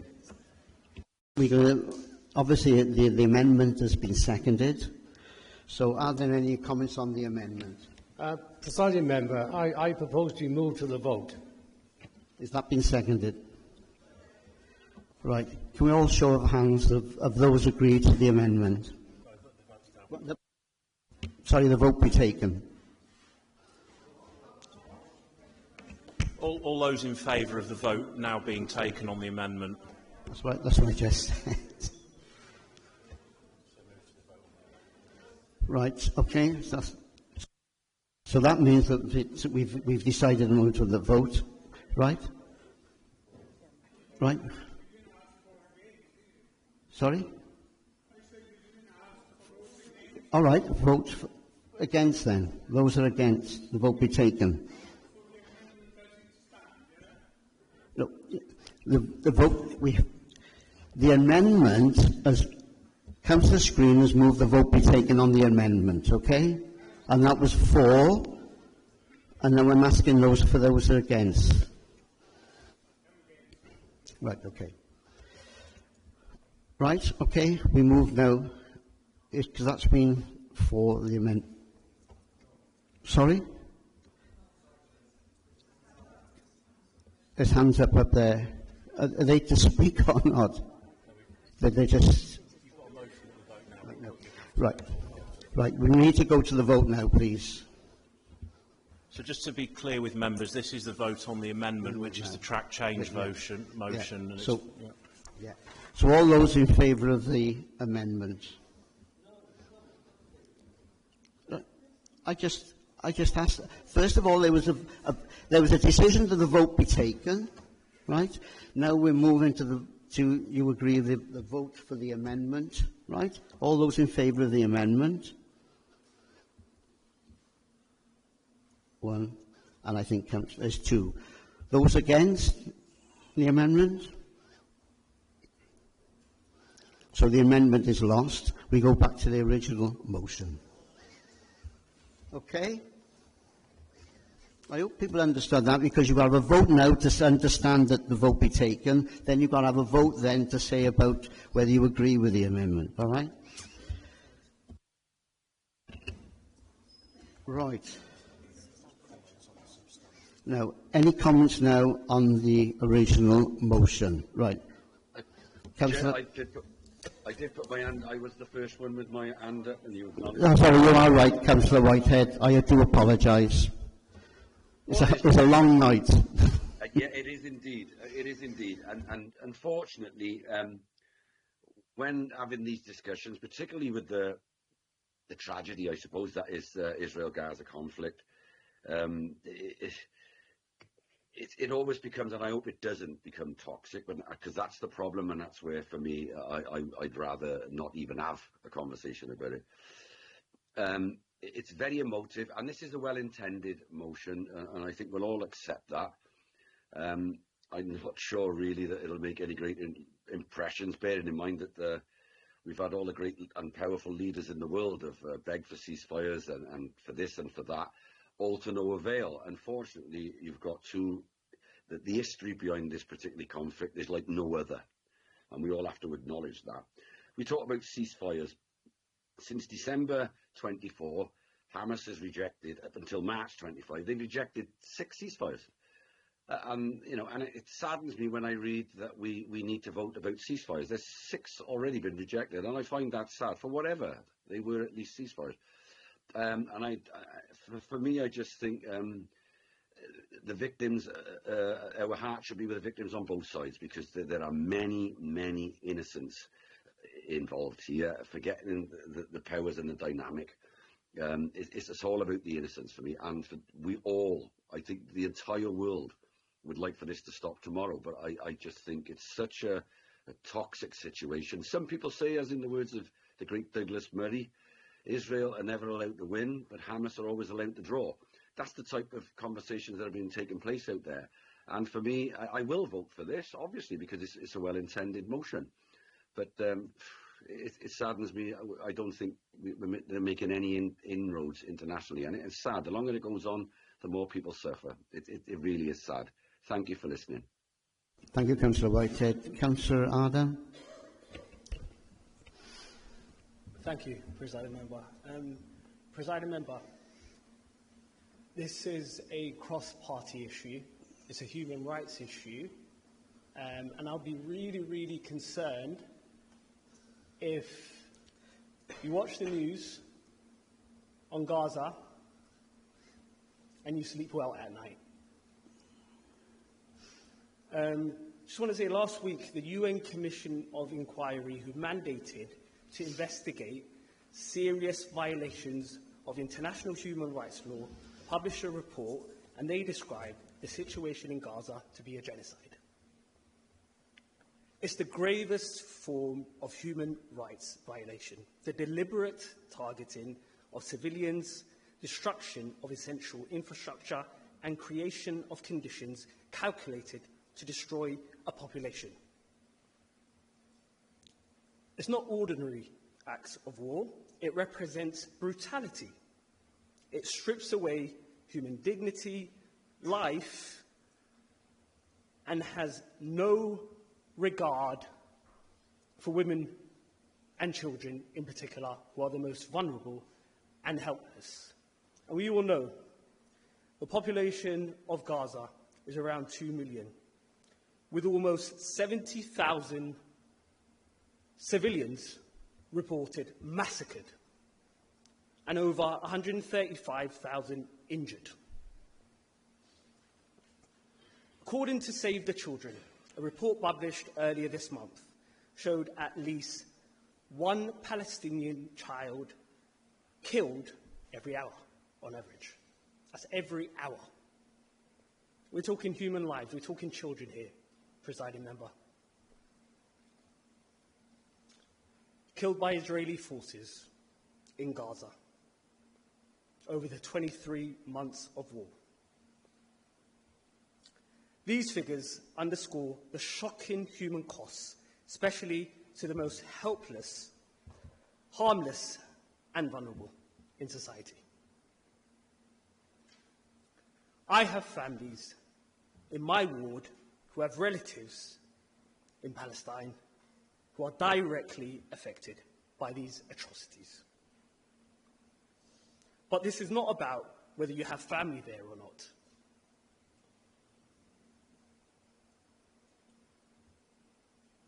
It's a matter of conscience and human dignity. For those of you who have children or grandchildren, nephews or nieces, how would you feel if it were your family caught up in this? End up now, please. Okay. 1 minute, please, Presiding Member. We've got 1 minute, okay, got a couple of seconds. Okay, with regards to ethical investments, I just want to say, my monies and the other members in this chamber who contribute to the collective fund, the regional fund, Torvine pension fund, should really, really think about whether we contribute, directly or indirectly, to arms that go towards these atrocities. Thank you. Thank you, Councillor. Right, Councillor Davis. Can we please not have any from the galleries, please be quiet, please. Thank you. Councillor Davis. Thank you very much, Presiding Member. Very, very strong words to follow. I think we all agree what's happening in Gaza impacts on many of us who live in Newport. We all have friends and know families who have been directly affected by this humanitarian crisis, whilst we also cannot forget those that remain as hostages since the 7th of October 2023. This is a human tragedy, and as innocent lives continue to be lost. To speak up is about taking a stand for peace and human rights, values that matter to all of us. It's wrong to remain silent as we watch the ongoing conflict and the impact on lives. It's vital that humanitarian aid is allowed through and an end to this appalling loss of life is found. We know that children are starving whilst homes and hospitals have been destroyed. Silence is not the Newport way. We are a city proud of its diversity and proud of our stance on social justice. with the Chartist values embedded in our psyche. This motion is about taking a stand for peace and for human rights. It's right and appropriate that we use this opportunity to call on the Greater Gwent Contributory Fund to consider its investments to determine whether any relate to the conflict in Gaza. And I urge you, all of us, to support this motion as a statement of humanity. Newport is adding its voice to the call for compassion and peace. Thank you. Thank you, Councillor Harvey. Please, I've asked you, please, not to be clapping all the time. Right, Councillor Druitt. Presiding Member, thank you. The conflict in Gaza has caused a devastating humanitarian crisis, and its effects are felt far beyond the region itself. Here in Newport, many of our residents have family or friends in Gaza and in Israel, and they have shared their anguish and hopes with us. They deserve to know that their council recognises their concerns and stands for compassion, peace and justice. This motion reflects that spirit. It reaffirms the support of the UK Government's position, calling for an immediate and lasting ceasefire for humanitarian aid to reach civilians in Gaza and for the release and repatriation of the abducted hostages. It also rightly calls on the Greater Gwent Pension Fund to renew its investments, to review them. Finally, this motion recognises something vital, that Newport's strength lies in its diversity and the solidarity between our communities. By passing this motion now, we show our residents that this council listens and we do care, and that we are committed to maintaining the bonds of understanding and respect which make our city strong. I urge all colleagues to support the motion. Thank you. Thank you, Councillor Druitt. Councillor Harvey. Thank you, Presiding Member. It's been said previously that we have some motions that are no-brainers. This one's a no-brainer for me. I cannot keep watching the news and seeing children dying, seeing children with limbs missing, parents crying because they cannot feed their children. It's horrific, next level horrific. The Greater Gwent Pension Fund, I can't even say it, never mind do anything else with it. It does need to look at where they're putting their money, absolutely, without question. But what sticks in my stomach more than anything else is how one human being can do to children and women. What they're doing to these kids and women is horrific, it's appalling, and it needs to stop. Thank you. Thank you, Councillor Harvey. Councillor Cox. I'm pretty confident I'm amongst one of the sort of older members of this council, and I'm saying that because when I think back, and I think back my teenage years and Vietnam, I think of the war in Nigeria over with Biafra, I think of the Iran-Iraq war, I can think of Kosovo, and all the wars I've watched on TV in my lifetime. I have never, ever, ever, I don't think, in all that time, seen scenes that match what's been on the TV over the last 2 years, where there's been an absolute total disregard for civilian life, a disregard for the massacre of babies and children, where there's a population has been herded around like cattle from one place to another, where they have been, the whole population have been deprived of the means of subsistence, medical care, food, water, deliberately starved to death. And I know one question that's puzzled me, and I think people will puzzle people in the future, is how is it happening? Why is the world not rising up and crying and screaming out about what's going on in Gaza? And people say, well, maybe this council shouldn't get involved in this issue. But I honestly believe the opposite's true. you know, why are not all democratically elected bodies like ours screaming out about this, about the outrage that it is? So I'm really delighted that this motion's been put forward this evening.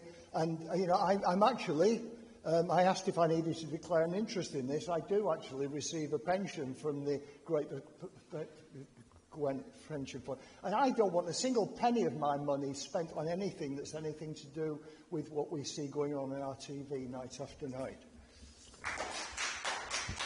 I don't be clapping all the time, please. I'm asking you nicely now. Okay. Thank you. Councillor Evans. Please note that I'm speaking on behalf of the Conservative Group. For the last couple of council meetings, the Labour Group have lambasted opposition members for raising genuine concerns about the ineptitude of the Labour governments in Cardiff Bay and in London. Yet here you are going one step further into foreign policy that not even the Welsh Parliament should be discussing. It's why we elect MPs. Excuse me. Can you sit down? Point of order. What's the point of order? If you read the motion, the opening of the motion actually Sorry, what's the point of order? The point of order is you're focusing on the fact that... Sorry, please sit down. I want to listen to the point of order. The point you're making is that you are stating that we are looking at an international issue rather than an issue that relates to our residents of Newport. This is an issue that relates to our residents of Newport. Not only are family members directly affected, but people who stand up every single week in Newport and shout loudly about Sorry, Gaza. presiding member, this is not a point of order. It is a point of order. For a legal opinion, please. A legal opinion from the presiding member. I've stopped the clock, Councillor Evans, and your time will start once the point of order is concluded. Well, let's listen to the point of order. Let's see what the point of order is, and then we'll take it from there. Point of order. Clarification then. So if you make a point of order, normally you have to clarify that in advance as to what the point of order is. How can you do it in advance? By telling you. Not make a speech, then clarify what the point of order is. Well, that's what she's... No, she's making a speech. She's made a speech. I think that's why it's coming from you, to be perfectly honest. I think you're losing the plot price, whatever your name is. Please sit down. Do you want to raise your point of order? Thank you, presiding member. My point of order is Councillor Evans is about to focus on and state that we're looking at international issues rather than what happens in Newport. I would actually say this affects directly many, many residents in Newport, and that's why we've got this motion today. Thank you. I could argue that and say, well, Peter Mandelson, a lot of my constituents are upset by Peter Mandelson, and perhaps we could have a motion about that, but I won't. I will explain why. Okay, so is this council now going to submit motions on the humanitarian crisis linked to the war in Ukraine? In total, up to 300,000 people have died. Why haven't you submitted a motion on this? What about the conflict in Sudan, where tens of thousands have sadly perished? What about Yemen, or Congo, or Myanmar, or the Humanian crisis? Mine is a point of order. Point of order. Please sit down. The motion actually talks about the Welsh and the Greater Fund pension. That's what our actual ask is, which is relevant to all members and pension contributions in Newport. Point of order, please, Mr. Presiding Member. Points of order are dealt with at 6.13 of the Council's standing orders in the Constitution. May I read them, or would you like to familiarise yourself with them? Because the 2 points of order have not been points of order. Well, I disagree. Certainly the last one there. Do you want me to read them, then? Shall I? Well, okay, you can say what you want there. What I'm saying on the point of order... A member may raise a point of order relating to procedural matters at any time. The mayor or person presiding must hear him or her immediately. A point of order shall relate only, emphasised in bold, to an alleged breach of these standing orders or the law relating to meetings. Both of those points of order haven't suggested that there was a breach of these standing orders and procedural matters. Yeah, Councillor Evans is making a point about the actions of the administration of the council and needs to be heard. Thank you. I will continue. So, the point was, oh, sorry, I got to Myanmar. Or the humanitarian crisis in Syria, where millions are displaced and are living in extreme poverty. Where will it end in terms of submitting motions? Don't get me wrong, nobody can deny the appalling suffering of civilians in Gaza, and our hearts go out to them, as it does to innocent Israelis brutally murdered by Hamas and the hostages that still remain. But we are elected as local politicians to debate our schools, social services, litter, roads and pavements. As far as the Greater Gwent Pension Fund goes, why limit it to Gaza? Surely this should relate to any investments in companies that might be complicit in potential war crimes and or human rights violations around the world, not just Gaza. Sorry, this motion might be well-intentioned, but is badly worded, outside of our remit and outside of our place in this chamber, so the Conservative group will be abstaining. Councillor Peterson. Thank you, Presiding Member. I think everybody in the chamber witnessed the horrors in this conflict, but I would agree with Councillor Evans. This is a UK matter, not a council matter. Pensions fund wars all over the world and haven't been called upon, and I don't think it's our position, and it wasn't what we was voted for by our electorates to vote on national affairs. Thank you. Councillor Aluami. Yes, I'm finding it very difficult to actually agree with this motion, although, you know, I've used some of the wording in the amendment. But it is addressing an issue of relevance to us, and it is the pension fund.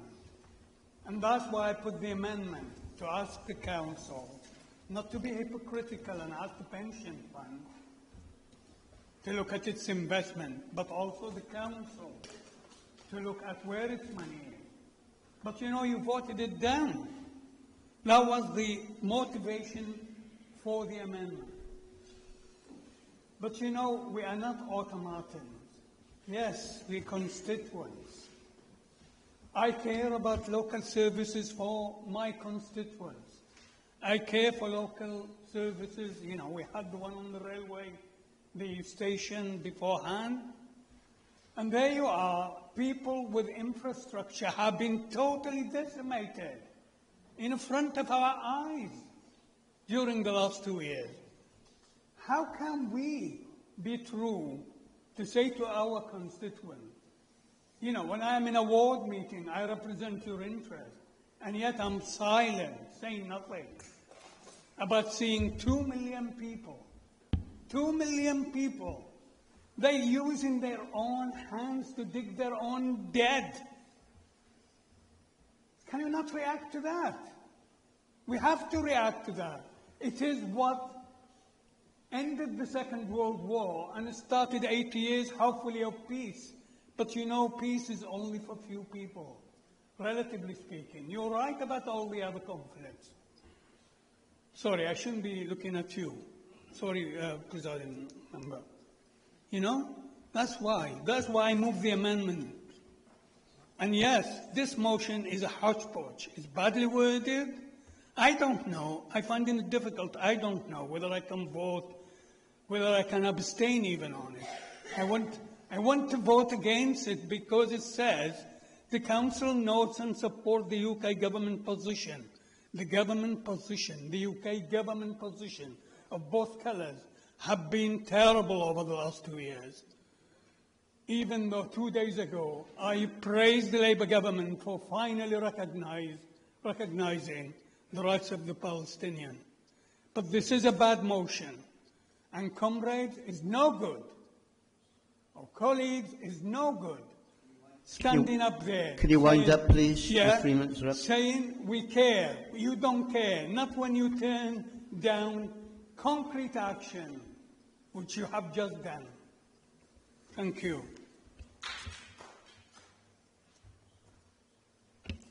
Councillor Morris.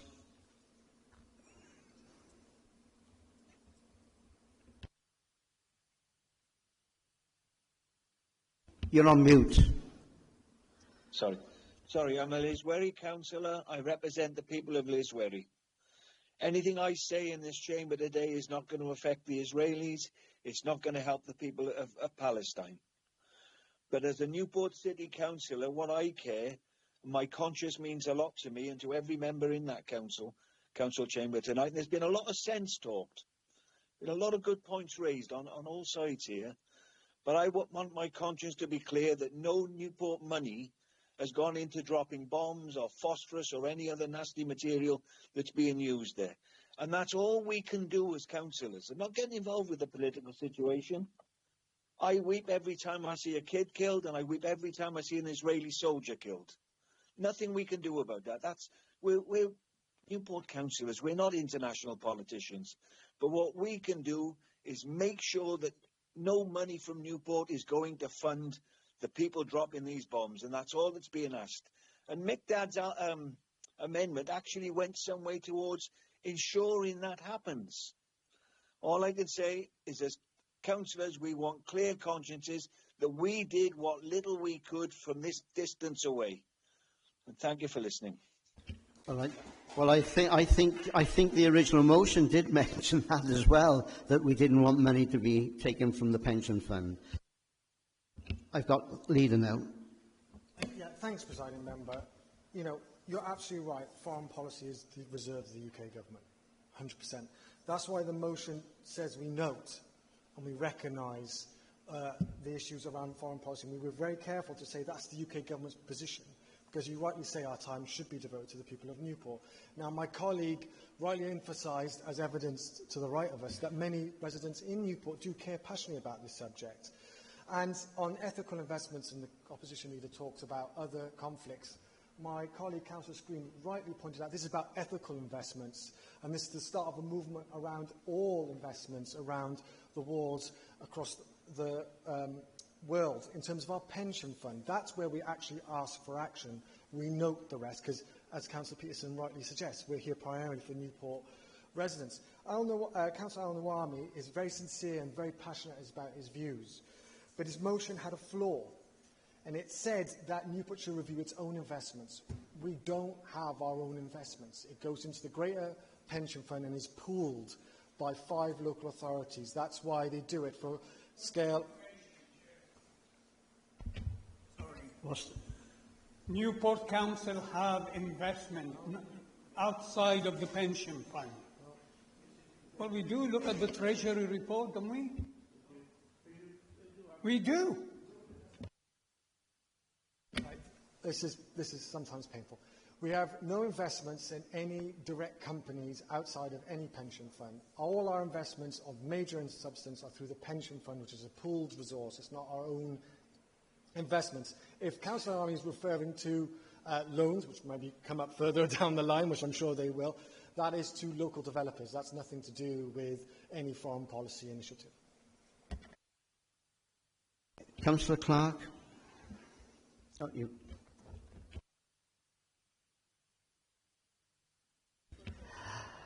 Right. I think there's no one else wants to speak now, so I think we... Oh, sorry? Oh, sorry. Do you want to... Thank you, Presiding Member. I am proud to second this motion because what is happening in Gaza matters deeply to residents in Newport and to my community. I know families here who have lost loved ones and others who live in constant fear for the safety of relatives trapped in the conflict. The suffering we see daily on the news and social media is not abstract, it is personal for many of our residents. This motion is about more than words. It's about acting in line with Newport's stated values, compassion, human dignity and respect for international law.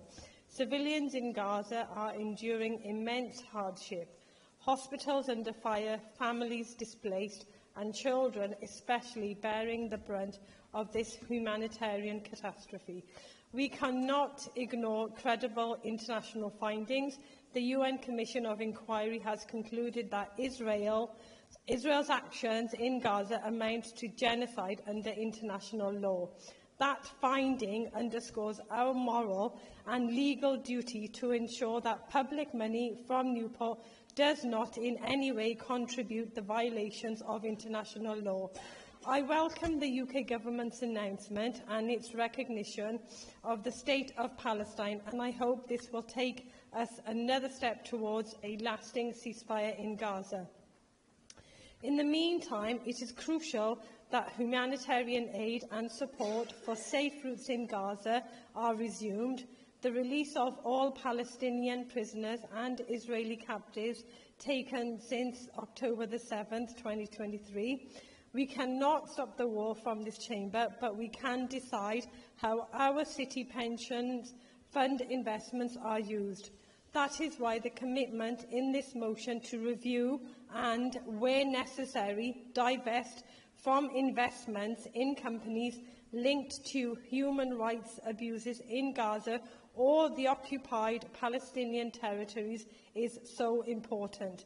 Newport must not be complicit, directly or indirectly, in practices that undermine international law or our own ethic standards.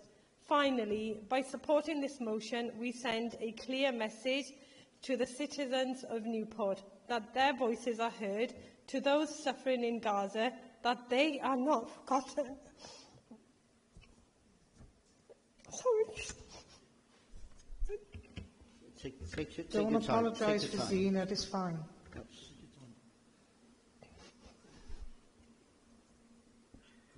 Do you want to sit down? And to the governments and institutions that local communities. Let me finish it. Presiding member, I finish it. Yeah, by all means. The local communities everywhere are demanding peace, respect for human rights and immediate ceasefire. I urge all councillors to support this motion. Let Newport stand for compassion, justice and humanity, and ensure our investments match the values. I recommend this motion. Thank you.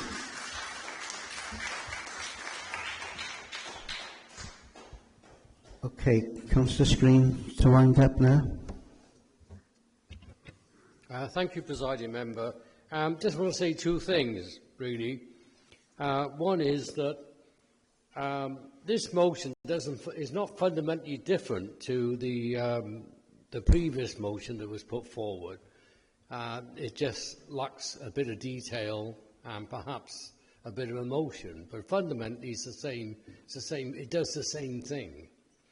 And secondly, this is an ethical issue about the way that pension funds are invested. You know, that people... All right, come on, what do you want? Say. He said it's not different from the previous... information he wants. Yeah. Councillor Screen said, this motion is not different from the previous motion. What does he mean exactly by the previous motion? If you let him finish, I'm sure he'll... can we just move on and let's try and get to... No, please. Councillor Screen. It does the same thing. It's an ethical issue, okay? It does the same thing. It tries to prevent pension funds being invested unethically in arms companies or whatever. And I think most people who rely on the pension funds and our communities would expect that, we take an ethical approach, and our pension fund takes an ethical approach. So it's quite simply an ethical matter. I mean, no one can fail to be moved by the scenes on our TV every day. Nobody can. Nobody can fail to be moved by the suffering of the Palestinian people, 70% of Gaza destroyed, or by the suffering of those Israeli families who have hostages are still being held by Hamas. You know, we're all moved by that. But this motion is an ethical one. And secondly, it does affect this council because it's our council pension fund. And secondly, it does affect our communities, as Councillor Hussein has said. You know, we have people in our communities. We have diverse communities, people who are friends and families, relatives of those in Gaza.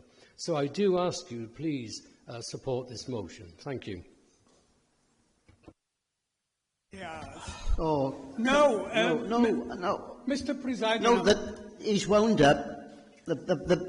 He I'm hasn't sorry. explained what I asked. You'll have to ask him after, because all I'm saying is he wound up... No, sit down, please. Sit down. He's wound up the debate as the proposer. Right, we move to the vote, please. He's wound up. He's wound up, okay? He proposed it. Right, we move to the vote, please. All those in favour of the motion.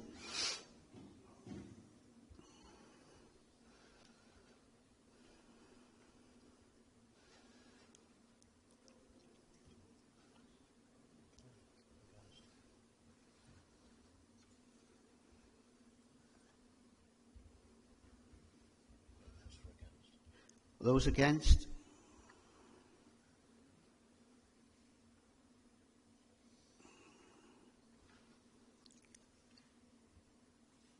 Alan Morris. Is your hand up, Councillor Morris, for against?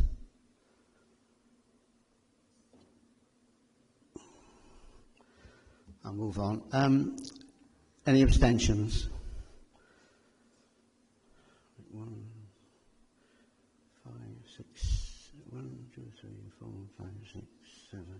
8. Yeah, it's carried, okay? Motion's carried, right?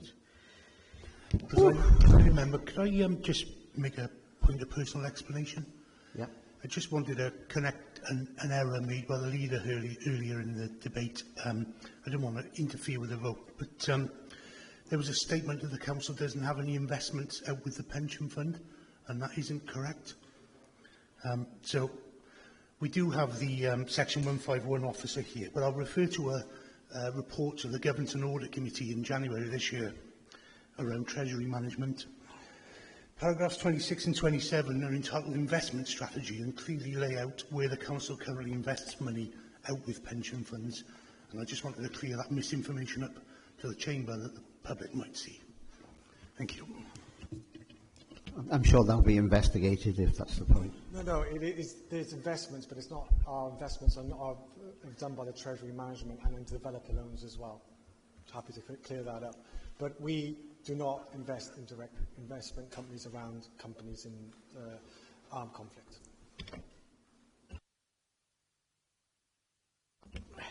Let's move on. Is it 12 o'clock yet? I don't know. But, right, we move on to item 9 now, notice of motion presented by the leader. Thank you, presiding member. Hopefully this will be less contentious. Let's wait and see. The motion is very self-explanatory. I won't repeat it because we've been here a while now, but it's about protecting the rugby tradition of this city. As many of you know, the Wales's governing body, the WRU, announced proposals to cut the number of regions, professional sides across the country from 4 to 2. They've launched a consultation with the members of the public regarding this matter and haven't stated which regional sides will be saved or indeed what the proposed full structure will be, apart from suggesting maybe an east or west side to be incorporated. Many of you will know, many of you have been here a long time, that the tradition within Newport of rugby and the Newport RFC in particular, not so much the Dragons, is ingrained in the cultural fabric of the city and many residents who passionately support the sport over many years, families. And The club itself from Dragons, when regionalisation, I believe, happened in 2013, we embraced it, even though it was controversial at the time, and people had that historic traditions to their local clubs.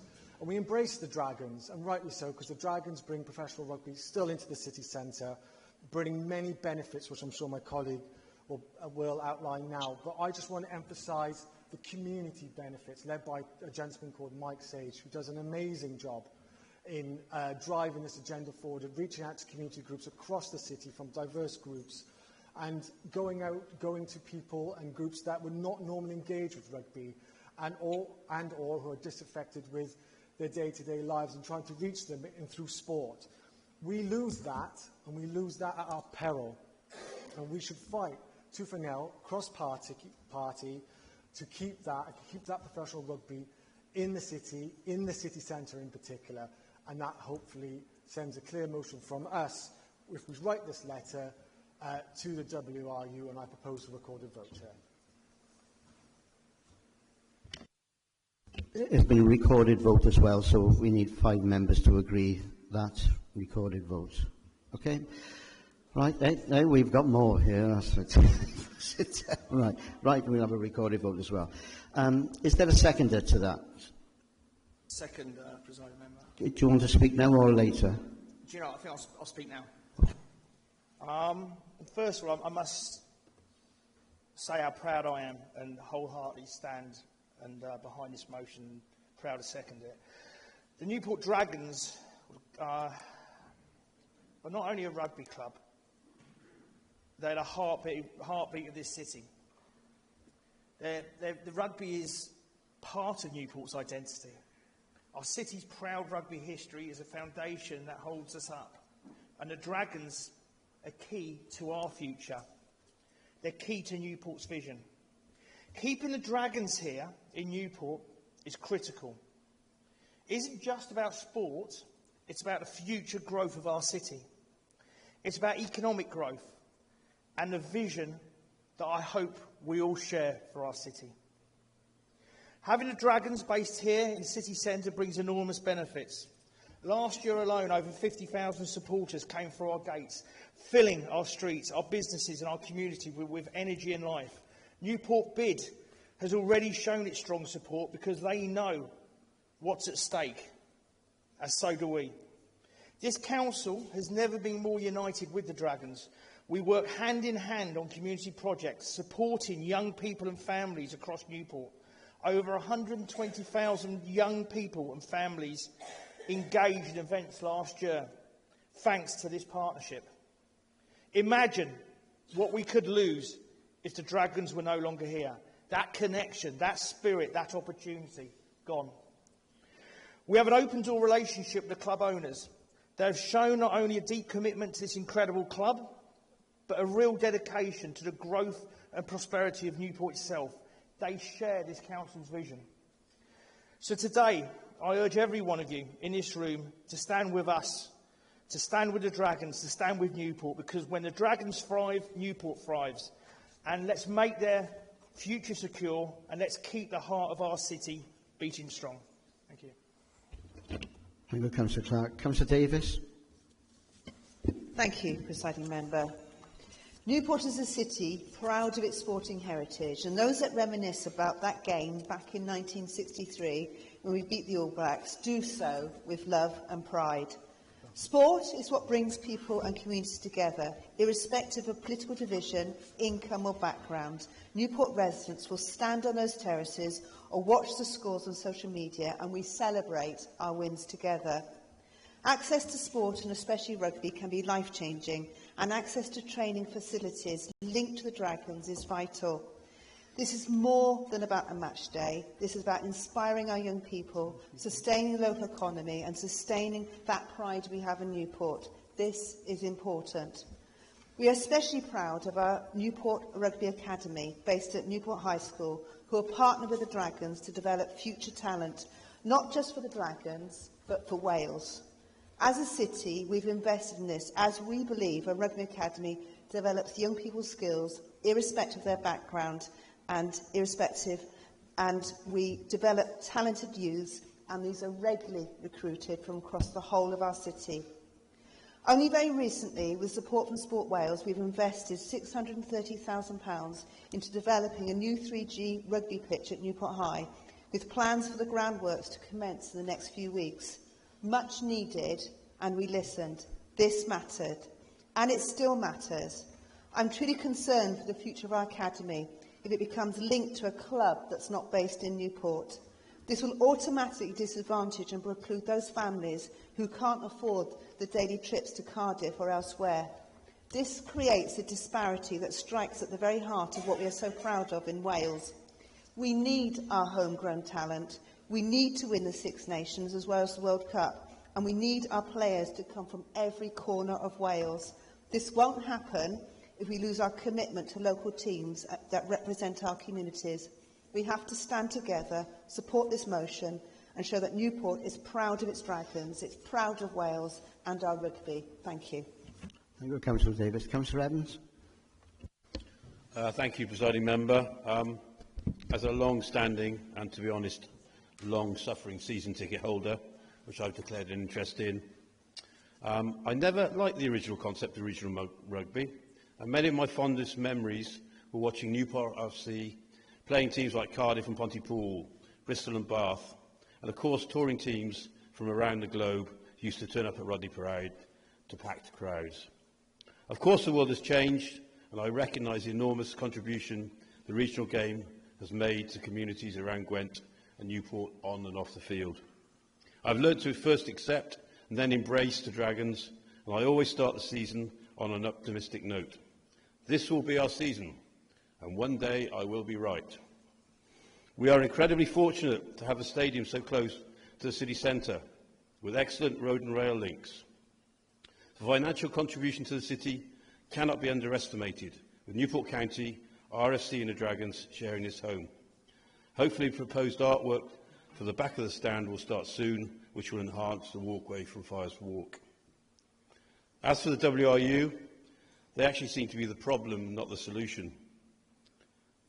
Their proposals are diabolical, and if I was going to amend this motion, I would replace words like dismay with utter condemnation. The desire for the WRU to reconsider proposals, I would replace with, it is absolutely essential for the WRU to back down, wake up and smell the coffee. But there you have it. Of course I would wholeheartedly support this motion, which needs to be submitted by Friday. Nobody wants two regions. To lose the regional game here in Newport would be the final nail in the coffin for rugby as we know it, and be a massive blow to the city as a whole. Thank you, Councillor Evans. Councillor Druitt. Thanks, Presiding Member. Rugby isn't just a sport in Newport, it's our economic heartbeat. From Newport RFC to every grassroots club, rugby is in our blood. I was there cheering on the terraces in 1963 when Dick Uzzell famously drop-kicked us to victory over the Wilson Winneray's All Blacks. But we just can't keep looking backwards. So when regional rugby came in, Newport embraced the Dragons. And the Dragons have given back to our city, inspired our young people, strengthened our communities. Now, the Welsh Rugby Union wants to slash the regions from 4 to 2. That's not reform, that's ripping the heart out of Welsh rugby. Without strong regions, there's no strong national team, and losing the Dragons would devastate our local sport, our jobs, our pride. It would tear at the very fabric of our city. This is no exaggeration. The motion sends one clear message. Newport stands united. We back the Dragons. We demand the Welsh Rugby Union to think again. Support this motion. Stand up for Newport. Stand up for the Dragons. Thank you. Thank you, Councillor Druitt. Councillor Mogford. Thank you, Presiding Member. If I can borrow Councillor Harvey's term, this is a no-brainer. I support the motion. It's a Newport issue. It's a fully Newport issue. Nobody will dare vote against this, so I'm bemused that the leader asked for a recorded vote. We will all be signing a letter, I guess. So, thank you. Thank you, Councillor Mogford. Councillor Lacey. Thank you, Presiding Member. What the WRU were talking about here is utter madness. For us in Newport, it's personal because it puts the future of the Dragons at risk. And let's be honest, without the Dragons, we lose far more than just the rugby team. We lose part of who we are. The Dragons aren't just about match day. They're about kids in our schools, and they're about the academy that gives young people something to dream about. They're about keeping children focused, out of trouble, and on the right track. I've seen it with my own eyes. Rugby can turn lives around. It gives discipline, confidence, belonging. For some children, rugby is the only thing keeping them going when life is tough. And then you've got things like the Dragons All-Stars. That's rugby at its best, inclusive, welcoming, opening doors for children of all abilities. They make sure rugby just isn't for the lucky few, it's for everyone. This is life-changing stuff. And if the Dragons go, that goes too. If we let this happen, the pathway dries up, the chances disappear, and a whole generation across Newport lose out.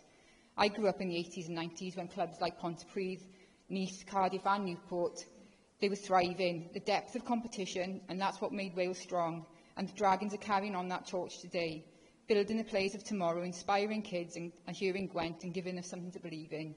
And now the WRU want to take that away. It's bonkers. It would weaken our national side, damage our communities and abandon our young people. We cannot and we must not let this happen. Newport has a proud rugby history.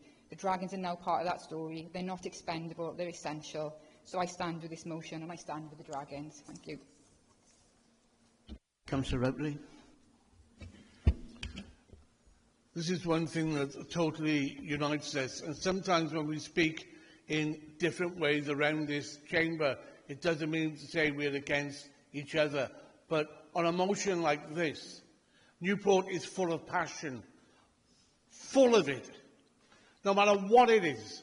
We are a sporting empire here in Newport, whether it is from baseball, cricket, rugby, football, or any other form of sport. You take one component out of it, one component, and the other components will turn on you. And the Welsh Rugby Union better listen and listen strongly, because when the dragon roars, it will devour you, and you will leave our empire of sport alone. I support this motion and everyone else that have contributed to it. Thank you for that. Councillor Spencer. Well, I was going to try and, but anyway, I do feel Councillor Evans' frustration, and your patience, it's got to be admirable. But as an ex-rugby player myself, not at that level, but I did play for many years in Newport, 30-odd years, against Kevin Whitehead numerous times. I do support this motion. Let's be honest, the Dragons haven't been the best side in Wales, but they are this community, Newport. People do support them. Might not go and see them, but they do support them. I look for their result every Friday, Saturday, Sunday, see how they got on. So for that reason, I will support this motion, and I would ask everybody else to as well. No other councillor have indicated to speak on this motion. So the leader, do you want to? Yeah, thanks, Member. Just to first explain to Councillor Mogford, that's a way of councillors signing the letter effectively by recording their vote rather than sending individual emails, which I know none of us could do without more emails. I endorse everything everyone's said, including the dragon devouring people, metaphorically, obviously. But I really want to emphasise the social value of the club, and what the WR proposals don't recognise is the heart of any sport is the community and those bonds and those memories between families where they take their children to the game, and grandparents as well. It stays with many people throughout their lives, and sport can change people's lives, and the WRU don't recognise this. It's a cold business, east-west. We don't support our teams through thick and thin because of cold business cases. We support our teams because we care, and we care about their impact on our social lives and on our community. And those proposals by WRU don't recognise that. Thank you, Leader. Right, we move now to the vote. All those in favour? Sorry? For that, after my suggestion as well. Right. Thank you, Presiding Member. I'll call out each member's name, and if you could indicate, please, whether you're for, against or abstaining. Councillor Adan? For. Councillor Al-Nuami? Is that for? Yeah. Councillor Batruni? For. Councillor Bright? Yes, for. Councillor Clark? Councillor Cleverly? For. Councillor Cochrane? For. Councillor Cox? Councillor Bev Davis? Councillor Deb Davis? Councillor Druitt? For. Councillor Evans? Councillor Fairweather? Councillor Harris? Councillor Debbie Harvey? Councillor Tim Harvey? Councillor Horahan? Councillor Mark Howells? Councillor Rian Howells? Councillor Hughes? Councillor Hussain? Councillor Jenkins? Councillor Jones? Councillor Jordan? For. Councillor Lacey? Councillor Linton? Councillor Marshall? For. Councillor Mayer?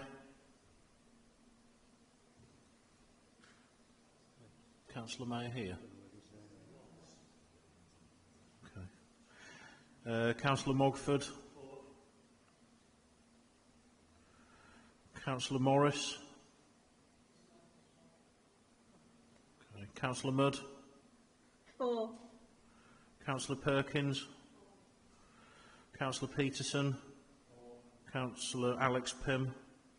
For. Councillor Matthew Pym? Councillor Reeks? Councillor Routley? Councillor Screen? Councillor Spencer? Councillor Sterry? Councillor Stoll-Corton? Councillor Thomas? Councillor Townsend? For. Councillor Watkins? For. And Councillor Whitehead. Upper Dragons, Upper Betis RFC. I'll put that down as 4. Yeah. Yeah, that's unanimous, Presiding Member. Okay, thank you very much indeed. Right, we'll move on now to the next item, and that's item 10, Welsh Language Annual Report. Councillor Hughes. Thank you, Presiding Officer. So, rwy'n hapus i rannu'r adroddiad yma heddiw. I'm really happy to share this report with you all today. Following implementation of the Council's Welsh Language Standards in March 2016, the Council had a statutory duty to produce an annual monitoring report on compliance with Welsh Language Standards under the Welsh Language Wales Measures 2011. This annual report represents the Council's 9th year of implementing the Welsh Language Standards, and in compliance with statutory requirements, provides an overview of the Council's progress in meeting the standards during the financial year ending March 2025. The report includes key performance information required by the Welsh Language Commissioner to be published annually and highlights significant achievements during the year and identifies priorities and areas for future work. The draft report was published online by the deadline date of 30th of June to meet statutory requirements and will be updated immediately once agreed by full Council. So the areas of note.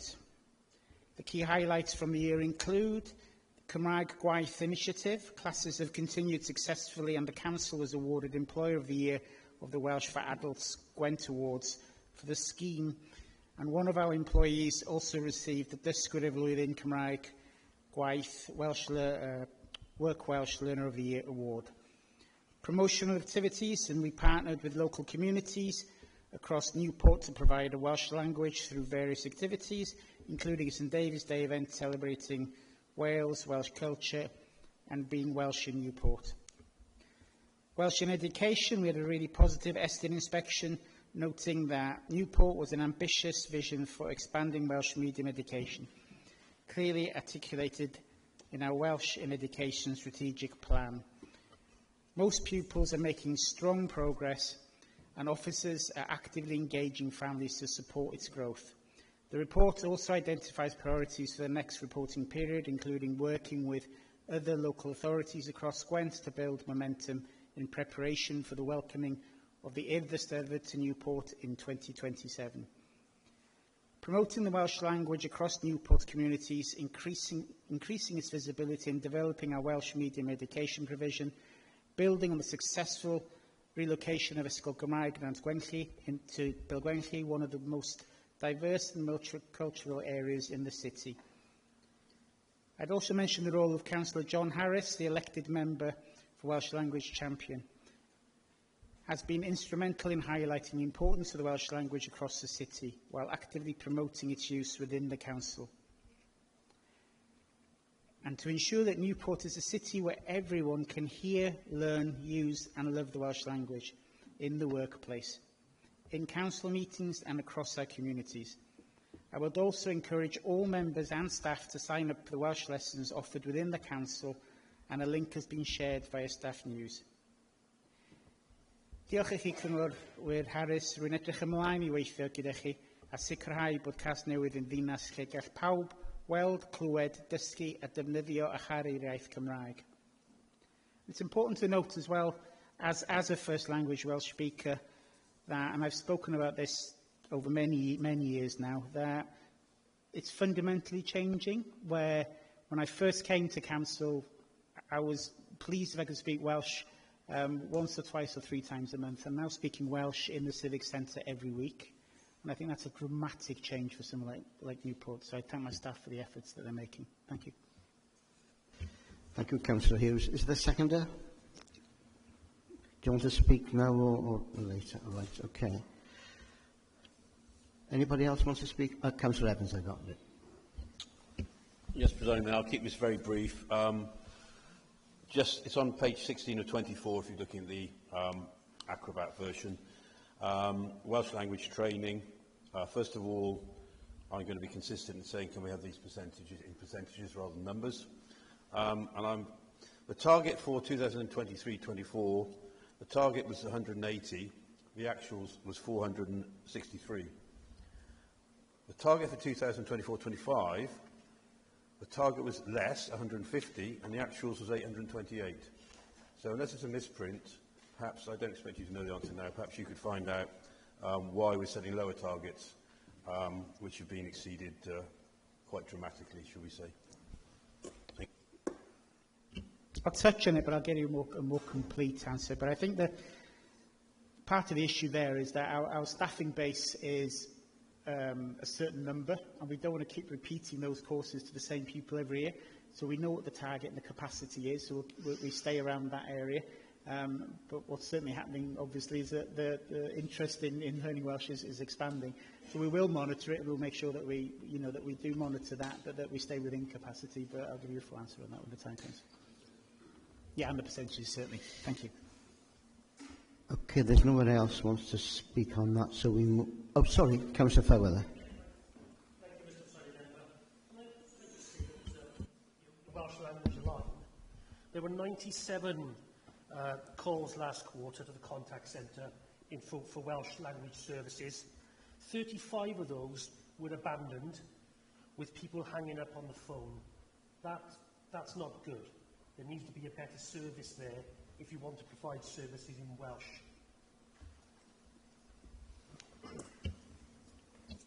I agree, and I think one of the issues really for Newport, which is why things are progressing well outside, is that our starting point in Newport was really low. You know, certainly when I first came to Newport, it was very, very rare, like I said, to hear Welsh, and I think that signifies the importance really that we do train our staff up, and that we've got far more staff able to speak Welsh that can get there.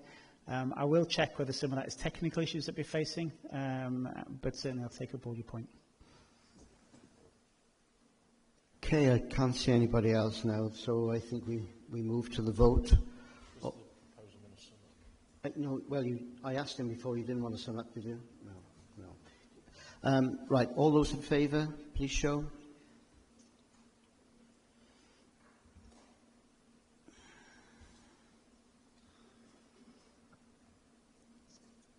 All those against? I can't see any against. Any abstentions? I can't see any, no. So that's carried anyway, okay? Right, okay. Thank you very much. We move on now to the item 11, Director of Social Services Annual Report. Okay, Tanya? Good evening.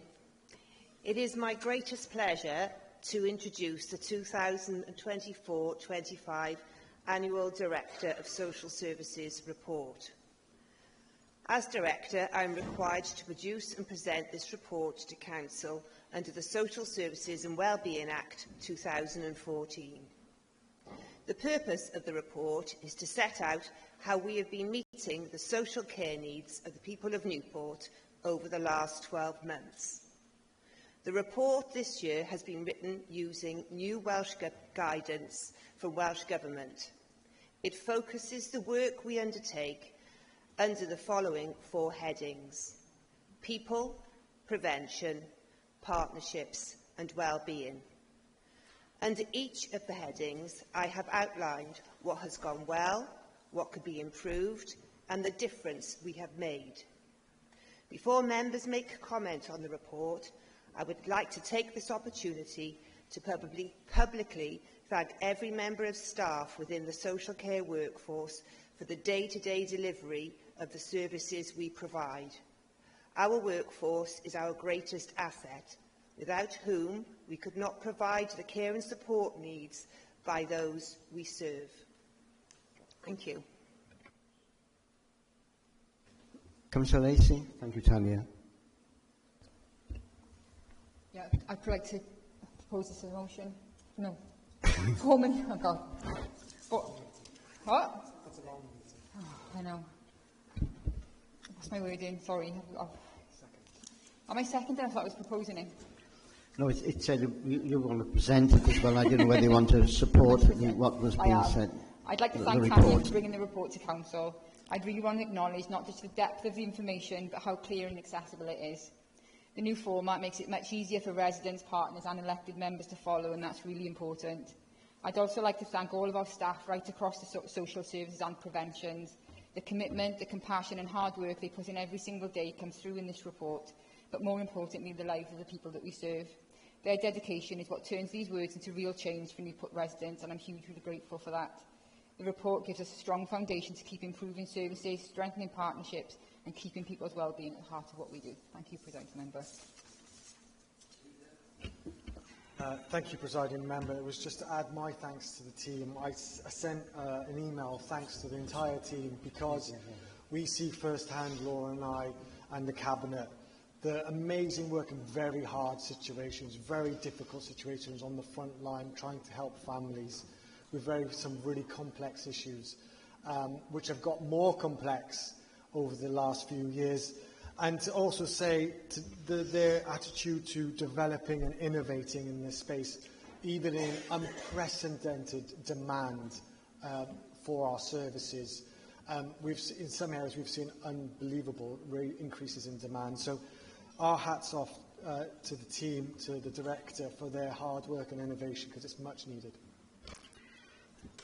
Thank you. Can I just confirm something? You were proposing it and you seconded it, right there. Okay. I'm seconding the motion. Right. Okay. Do you want to speak later? No, I reserve my right to speak. Okay. Councillor Reeks. Thank you, Presiding Member. Just a brief comment as Chair of the Scrutiny Committee for People.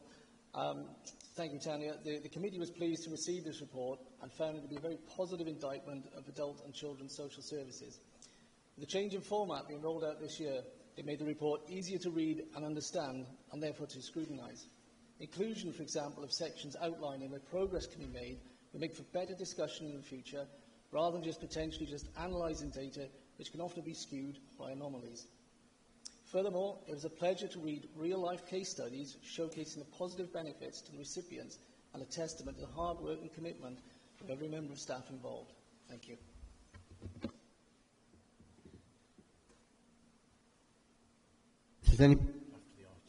Does anybody else want to speak on the item? Right, can we move to the vote then, please? Those in favour, please show.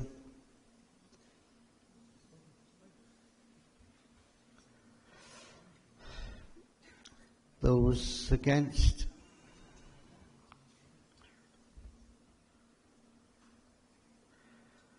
Any abstentions?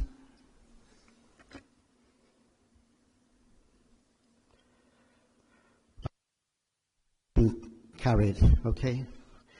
I've been asked now for a short break for some people, so can we just have 5 to 10 minutes short? Right, we move on to item 12, Councillor Corson. Thanks, Presiding Member. I am pleased to present this report regarding the proposal to conduct a review of the community boundaries and electoral arrangements in Newport. Each Principal Council in Wales has a statutory duty to monitor the communities in its area and, where appropriate, the electoral arrangements of such communities for the purposes of considering whether to make or recommend changes. These changes are brought about by means of a community review. From time to time, because of developments or shifts of population, there may be a need to make changes to the community areas. Such changes may involve changes to the boundary of the community, and where a community council exists, changes to the community council electoral arrangements. The legislation that covers community reviews is the Local Government Democracy Wales Act 2013. The key aim of the review is to ensure that existing arrangements still reflect the identities and interests of the communities across the Principal Council area, and that the arrangements are both effective and convenient. To support this process, a task and finish group was established with councillors from across the Chamber considering existing data and arrangements and best practice across Wales to develop a terms of reference and a council size policy that sets out the process for carrying out the review. There are a number of steps in the process, including 2 opportunities for residents and other key stakeholders, including community councils, which to provide feedback that will be considered in producing draft and final proposals before they are submitted to the Democracy and Boundary Commission Cymru. Any changes that are proposed to and taken forward by the Democracy and Boundary Commission Wales will come into effect at the 2027 local elections, providing ample time for a smooth transition. The review provides the opportunity to ensure that the boundaries reflect current and future growth and development in Newport, and that the voices of communities are reflected in their own local arrangements, as well as satisfying the Council's statutory duties. I move that we conduct a review of the community boundary and electoral arrangements in accordance with the terms of reference and council size policy included in the report, including the proposed timeframe that the terms of reference sets out. I also move that the initial consultation begins and that a further report outlining draft proposals is brought back to the Council in January 2026. Thank you. Thank you. Is there a seconder? I'm happy to second, Presiding Member. Right, do you want to speak now or later? No. No. Okay. Let's get it done. Right. Anybody else want to speak on the motion? Well, a review, sorry, review. Right, I think we move to the vote then.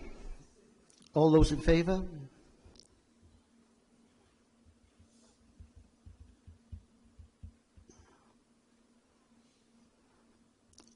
Any against?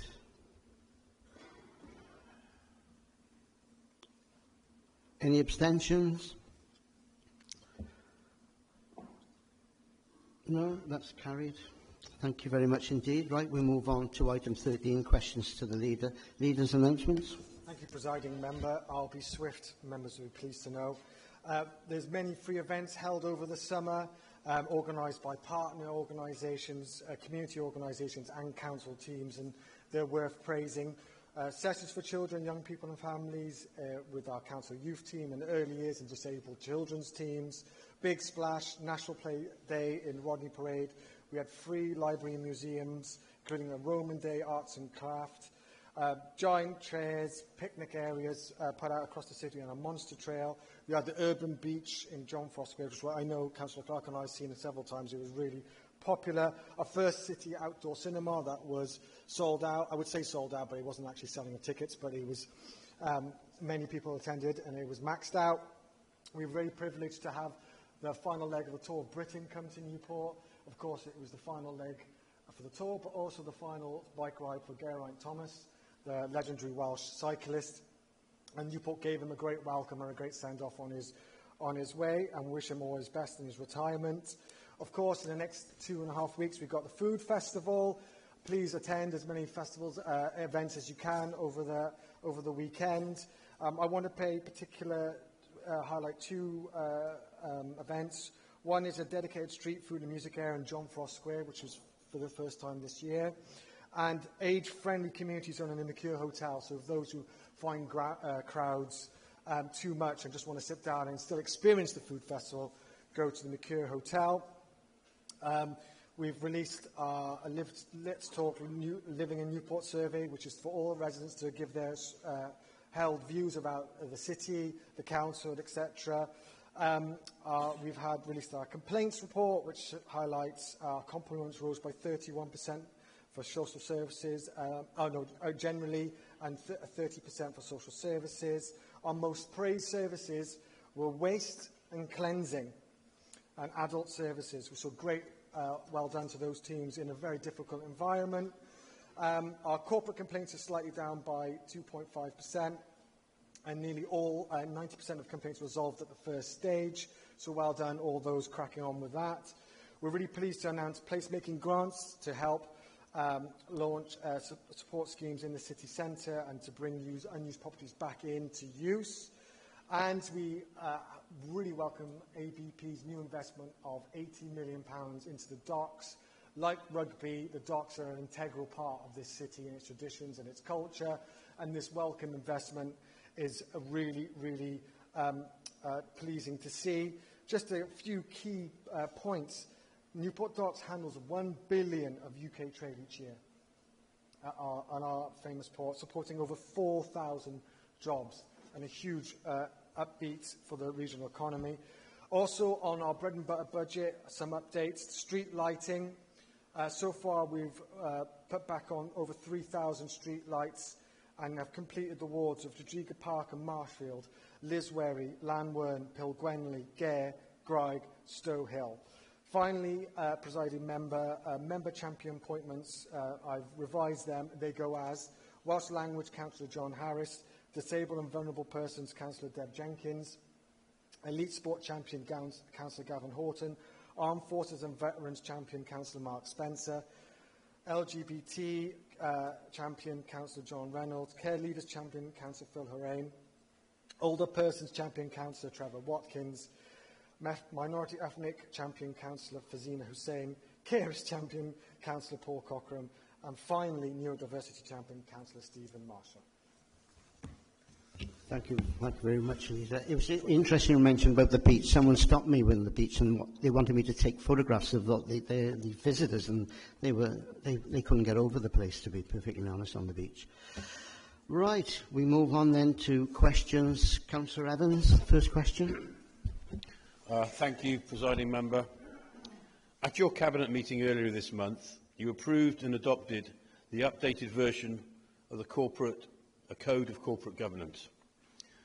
Along with the Council's annual governance statement, the Code of Corporate Governance demonstrates how the Council meets this requirement through 7 principles. One of these principles is implementing good practices in transparency, reporting and audit to deliver effective accountability. Ensuring an open culture through demonstrating, documenting and communicating the organisation's commitment to openness. Making decisions that are open about actions, plans, forecasts, outputs and outcomes. The presumption is for openness. In May of this year, an FOI was submitted in respect of Newport's indoor market and the subsequent financing of the market. The Council's response was, I quote, "The information requested above was provided in your previous request, REQ 10363, in August 2022, almost 3 years earlier. An appeal was similarly met with veiled, unhelpful comments and the opinion that commercial sensitivity outweighs the public interest.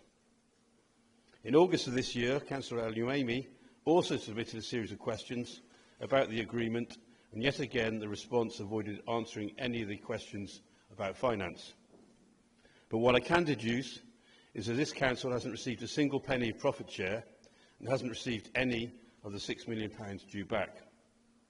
The loan needs to be repaid in full in less than 5 months' time. Why have you been reluctant to talk about this, and are you confident this will be repaid in full then? Thank you, Councillor Evans. As you've been informed numerous times, no profit share payments have been received. The loan is not repayable to February 2026. In relation to comments around our FOIs, it's set out by statutory law. We have to follow a process. There's no political interference, and officers have followed all guidance in that. The Act does allow for commercial sensitivity and for that information not to be released. That's true of all councils. Can I thank the Leader of the Council for his response? On a footnote, this isn't my money, or your money, or developers' money. This is about council taxpayers' money. I've already raised this with you, and it's not the only loan we're waiting to be paid. Back to Newport Market. Cabinet received an update on the 3rd of February 2019, a non-confidential report talking about geared rental returns, maximum loan facilities. In a non-confidential email sent to me by the former Head of Law and Standards on the 25th of June 2019, he said, and I quote, "The detailed heads of terms are commercially confidential at this stage, and this is a requirement of the legal agreements with the developers. The Council cannot waive this confidentiality." Agreed. But then he went on to say the financial details can be disclosed at a later stage, subject to the agreements being completed, which I assume they have been. I understand the Governance and Audit Committee have also requested details, but these haven't been forthcoming either. So why on earth have you been so reluctant to release this information?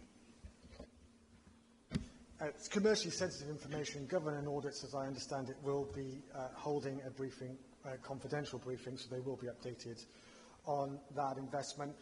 Loan investments by councils is not unique. Many councils invest in a local area. Indeed, I think Councillor Evans suggested we start buying up empty properties, which I presume would be loans. As I said with our FOIs, we always, when we can, release information. I'm a champion of getting all the information out there if we can get it out there. There are times for two critical reasons: GDPR, obviously for personal sensitive information, and commercially sensitive information. But we have complied with all those requirements, and I believe Governance and Audits, unless I'm going to be corrected, will be giving a confidential brief. Can I clarify with the legal thing about this statement from the previous Head of Law and Standards then? Would that be incorrect? Well, it's not something I'm prepared to discuss with you here. It's not something I was privy to because I didn't work for this council in 2019. If you want to discuss it with me outside of this, then I'll be happy to. Right. Okay. Let's move on now to item 2 on this, and it's Councillor Howells. Thanks, Presiding Member. When my colleague, Councillor Sterry, was first elected in 2022, he began working with officers in customer services on a pilot initiative that involves sharing all available My Newport data with him. As someone with a strong interest in data analysis, he used this information to raise legitimate and constructive questions with the head of service. However, following this, his access to the data was withdrawn, and it became clear that officers were uncomfortable with councillors having access to this level of information.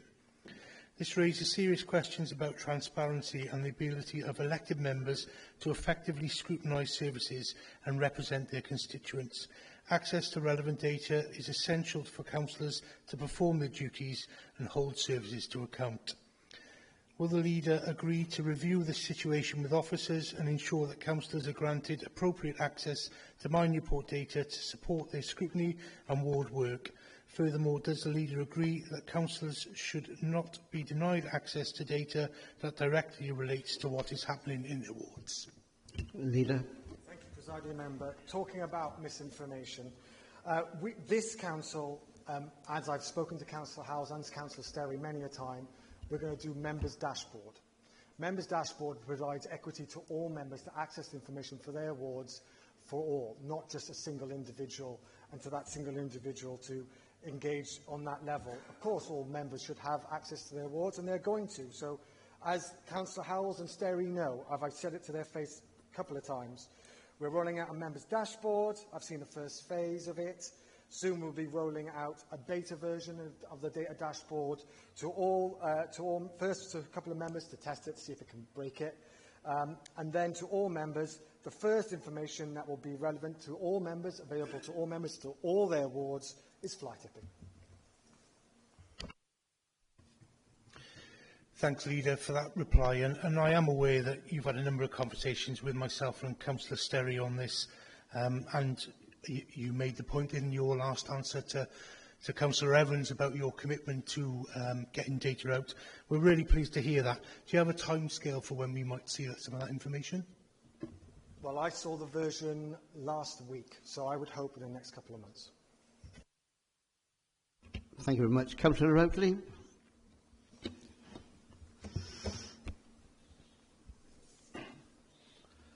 Leader, given the Council's projected overspend of £5.2 million in key areas like social services and education, alongside the £1.6 million underspend in the contingency budget, could you provide an explanation for these financial outcomes and outline the specific steps your administration is taking to address the funding shortfalls in these critical services, particularly in relation to the guidance given to schools to use their reserves, and explain how this strategy aligns with the Council's commitments to protecting the most vulnerable residents? Thank you, Councillor Ratley, for a very important question. Councillor Ratley actually rightly points out the pressures in two key services. He doesn't mention housing, but housing is another one to add to that list in terms of huge pressure. In terms of our support for the schools, school reserves actually went up last year by 1.1 million, and they're in surplus to 13 million when I last look at the figures. I don't want to be misinforming anyone. So, but that's roughly about that.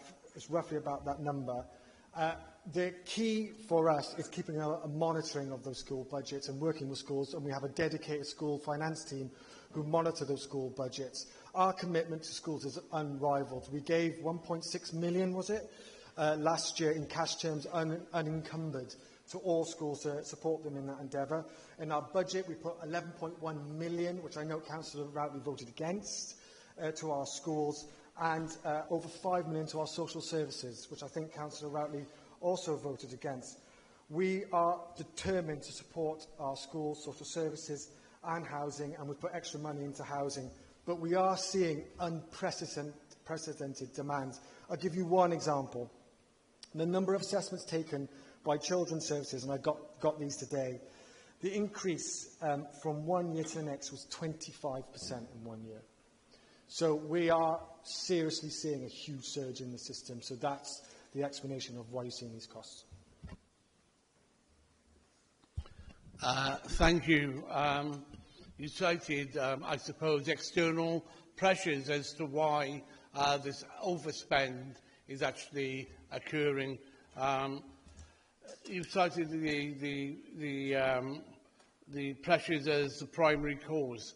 So, and it's the pressure of service that's coming in. However, the budget report shows an underspend of 1.6 million in contingency funds.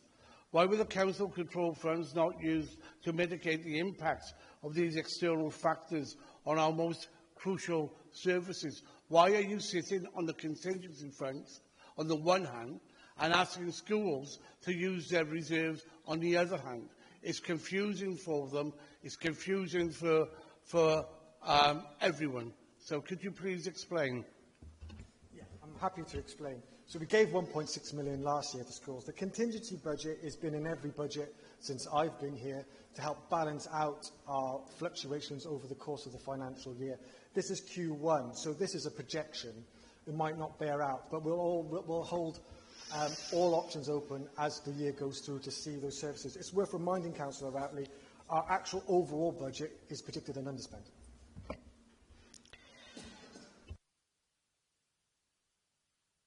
Please, not back comments, okay. Councillor Fairweather? Thank you, Mr Presiding Member. Leader, the old post office, known as the Garrison Barclay development, has been completed and empty for a number of years. Now, a loan was initially offered and accepted. However, the loan to Garrison Barclay has been outstanding now for some time. And I'd be grateful if you could answer the following. When is the loan due to be repaid? The building has been finished and empty for approximately 5 years. Why has no attempt been made to have the loan repaid in full? What actions has the Council taken to recoup any possible losses? And if the loan is defaulted on, what action does the Council plan to take, as this is taxpayers' money? Thank you, Councillor Fairweather. I know it's an important issue to him because it's in his ward, and I know residents raise issues with him around its state and trespassing, I believe. The building is not practically complete in terms of the legal terms. Only when practical completion is agreed to, and therefore then the loan agreement is due, which is 9 months. So there's no practical completion of the building, and therefore the loan is not currently due. So to answer your question, 1, the loan is not due. 2, it won't be paid in full until the loan is due. What action has the Council taken to recoup any losses? We don't have there's any losses or gains yet because the loan is not due. If the loan is defaulted on, what action does the Council plan to take? Well, we'll cross that bridge if there are any losses at all. Yeah, thank you, Mr Presiding Member. It's rather interesting that this building has been standing empty for a number of years and nothing has been done with it, and nobody has put any pressure on this developer to move things forward. Now, I understand that a report is due to come to the Audit Committee next week regarding this loan, and that report hasn't been forthcoming. So can you tell me who stopped that report coming to the Audit Committee? Was it you, Leader, or was it one of your officers? I think I just announced that the Audit Committee will get those papers in a confidential briefing until officers tell me otherwise. That's what I was advised in a confidential briefing session. So that's what I've been told, and that's what I expect. In terms of pressure, we have applied pressure. I know officers have. And just worth noting, the developer himself, which is in the public domain, he has said, and I believe it was in the Western Mail, has now secured tenants for the office space, and they hope to be able to announce them in October this year, so next month. The unknown company set to be moved in by building by the spring of 2026. And I'm still quoting here. Mr McCarthy acknowledged the building had been set on fire and targeted by trespassers, and said the damage was minor and it will be dealt with. It goes on. We've been here a long time, but he hopes that this building will be rectified before the buyers take over the space, which he anticipates to be in Q2 of 2026. And he said that in the press. Okay, thank you. Councillor Reeks. Thank you, Presiding Member. Leader, Newport City Council does not offer a soft plastics recycling service, but instead directs residents to local supermarkets who have taken the initiative to offer a recycling service. However, businesses producing large quantities of soft plastic waste have to put this waste into ordinary bins, which inevitably ends up in landfill. Whilst this situation exists in many councils across South Wales, Torfaen have introduced a collection point for soft plastics at their household waste centres. Does the Leader agree that Newport City Council could do more for residents, businesses and, more importantly, the environment as a whole by offering a soft plastic recycling service at our waste centre, and go further again by offering a collection service for a small cost to local businesses so they too can make use of this facility? Yes, thank you, Councillor Weeks, and we always strive to make it as convenient as possible, and I know soft plastics from my own household, when the bag gets too full and we have to take it to the supermarket, I totally understand that concern. We have a great recycling rate of 71%, one of the best performing in the UK, and one of the best performing councils around. Soft plastics are challenging to recycle, with very few processes able to set the material. The cost of recycling soft plastics is currently £650 per tonne, and so we want to encourage packaging companies to first minimise this cost. From March 2027, producers will be responsible for covering council's costs to provide this service. Working with Waste Savers, we aim to begin some collection trials next year for both domestic and business soft plastic. So we are trying to get it done, but working with producers to help us on that journey. Thank you, Leader. Just following off now then, with confusion often arising from food and product manufacturers, as you just said, about the packaging, whether it's soft plastic, hard plastic or whatever plastic, can we ensure as a council that all available channels are used to convey the message of what is and what isn't collected by ourselves to prevent residents from inadvertently placing the wrong things in recycling bags and hence these being refused to be emptied by the collection teams? Absolutely. It's easy, isn't it? Right. Councillor Mogford. I wasn't expecting to have time for this. Leader, previously, when you were Monmouthshire's County Council's opposition leader, you argued against the raising council tax by 3.89%. You said the increase would disproportionately impact low-income households. Councillor Mogford, this is not what you've written down here. I'm confused.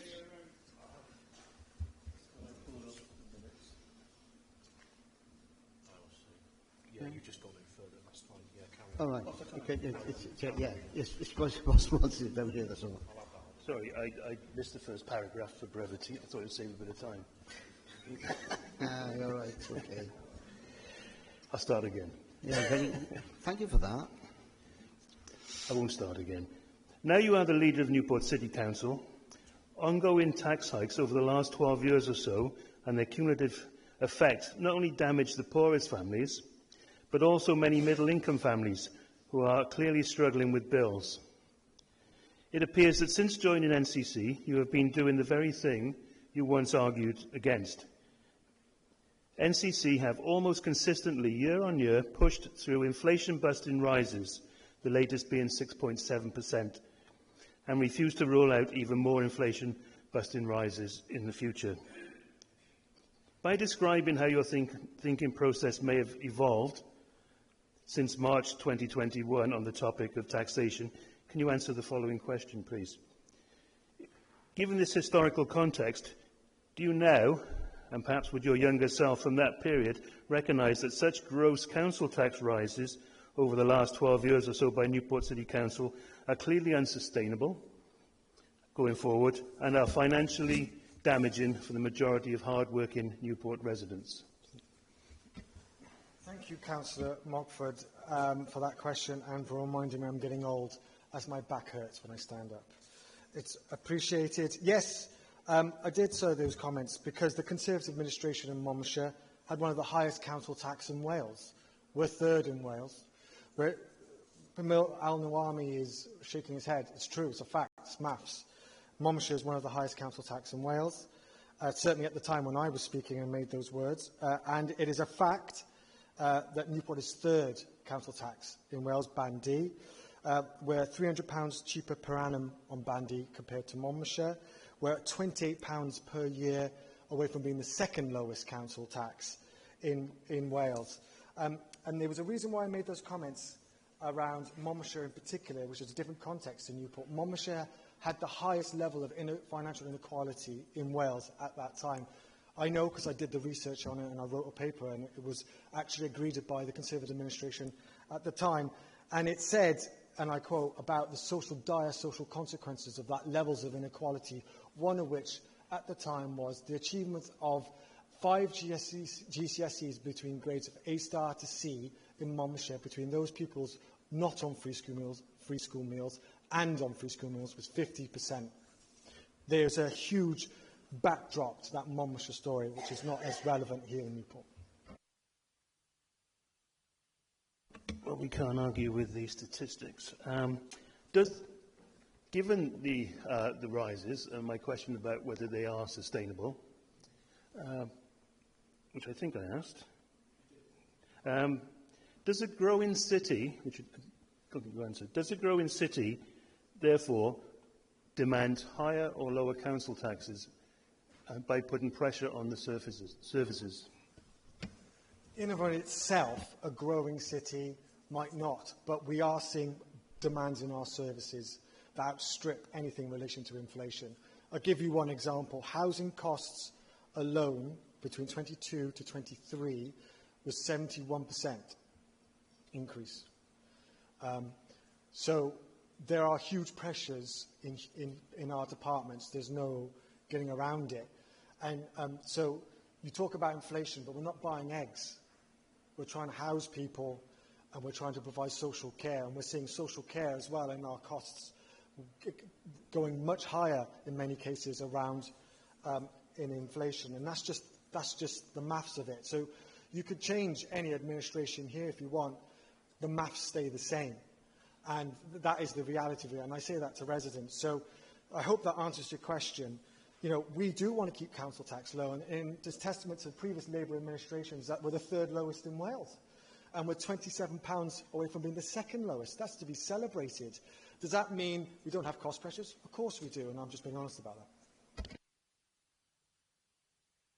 Okay, thank you, Leader. We move on now to item 14, which is questions to Cabinet members, and I go to Councillor Cox first.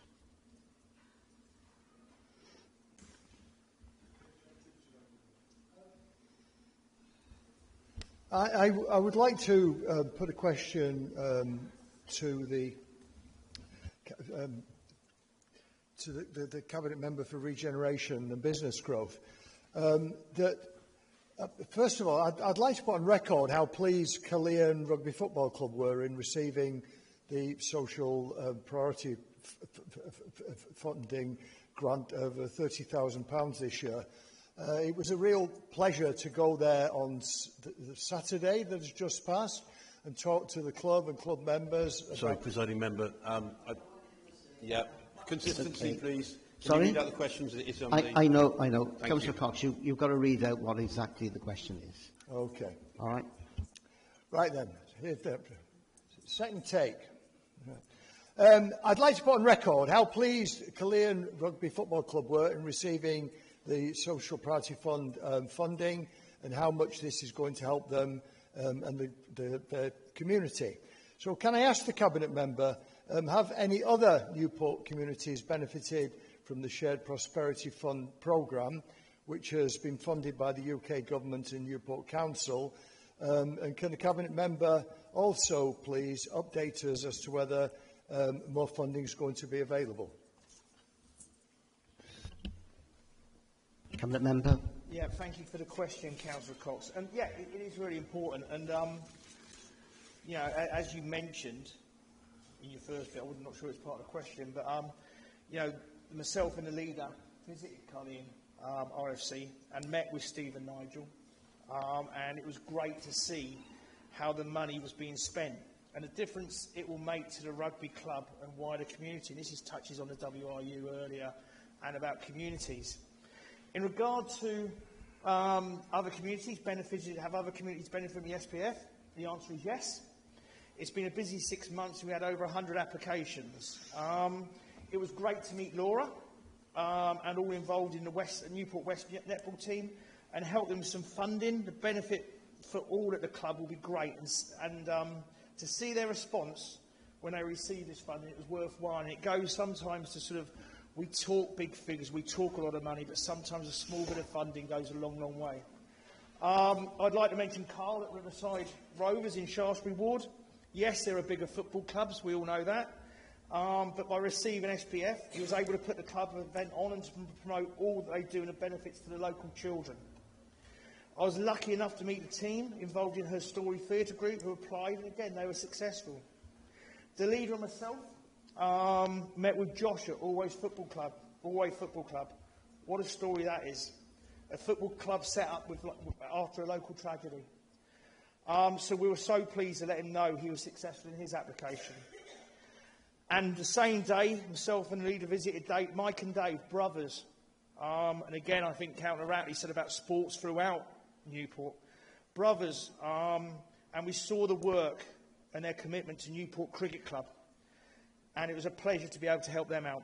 I could go on and mention it's been a pleasure to support the good work that county and the community do, which myself and the leader visited, and also being able to help the Newport Chess Club with their recent tournament and funding the successful events put on throughout the summer by the Beechwood Park Community Group. I've also recently met with Kid Care for You, Culture Minds and Circus of Positivity, which are all doing wonderful jobs with the help of SBF from the UK Government and ourselves. In total, £1.2 million has been awarded to local groups and organisations in Newport. Your question, Councillor Cox, will more funding be available? Yes, it will be. In fact, the second window for applications opened yesterday. And it will be open for the next 3 weeks. And I would encourage groups, especially groups who have never received or never applied, to go onto the Newport Council website. Finally, I'd like to say, when you hear people say, it's not like it used to be in the old days, communities are disappearing. And myself and the leader went out and visited these communities. That can be so far from the truth. There are some great people out there, great organisations and great groups. I would say the unsung heroes of Newport, doing fantastic work throughout Newport, and this council is proud to work with them. Thank you. Councillor Fairweather. Sleep there, down there, were you? Thank you, Mr. Presiding Officer.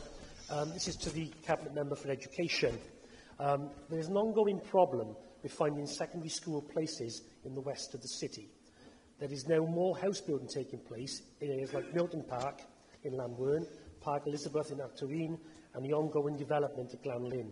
Can the Cabinet Member outline her plans to deal with this shortage in secondary school places, which at present impacts the west of the city, but will no doubt also impact on the east? Thank you, Councillor Fairweather.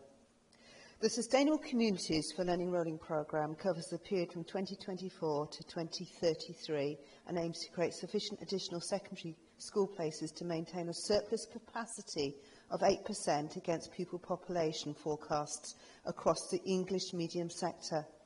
This will support continued population growth expected through net migration and new housing developments, in line with the Local Development Plan and Office for National Statistics population forecast. This additionality will require a net increase of approximately 700 English medium and 500 Welsh medium secondary school places across Newport. These projects will be delivered under Phase 2 and Phase 3 of the rolling programme. Thank you. Thank you, Mr. Presiding Member.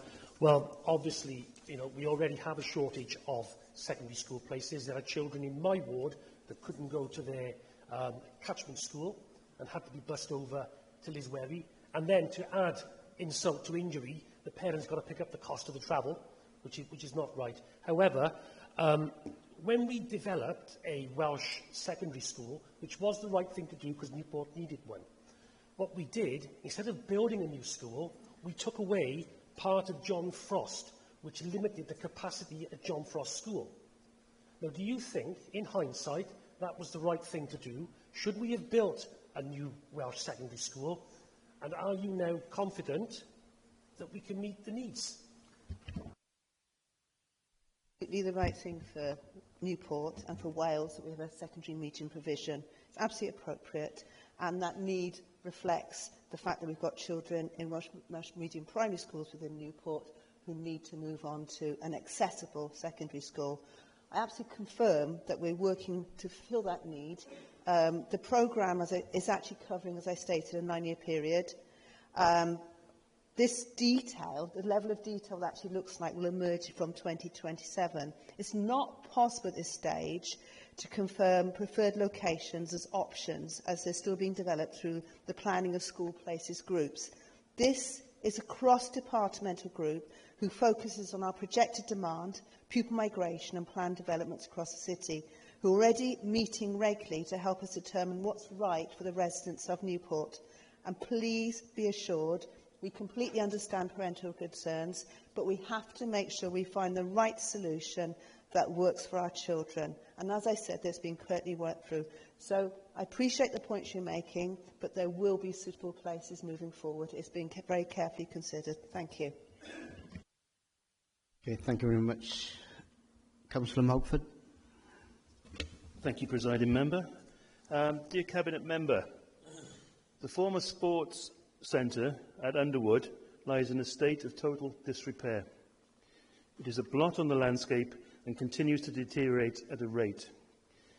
It has surely now become a full-blown hazard, a total embarrassment to the community, the wider city residents and your administration alike. It also featured negatively on the BBC News, taking its notoriety nationwide. The history of the site, post-2013, up to the present date, again raises several serious questions. As this council talks about moving head-on into the 21st century, being smart is, in a wider context, more than just creating digital models to capture and react to real-time data. It's also about doing the right thing at the right time. Failure to take a proactive approach to resolve this highlighted situation, I submit, is a tired and lazy way of thinking, and a behaviour that surely has no place in the evolving ethos of this authority. Let's talk again about restoring pride in our city, end-to-end, top-to-bottom. My question, therefore, is, several attempts to bring this facility back into constructive community use have been rejected or sidelined by this council, and indeed it is not even clear that any plans to develop will be accepted by the council. Does the Cabinet member believe it was appropriate and ethical to sell this highly valued community facility and effectively allowed it to rot year in, year out, all the while depriving an isolated community of old, young and all in between of much-needed facilities? What steps are you prepared to take to resolve this concern now that this council claims to be a city on the rise and in investment mode? Thank you.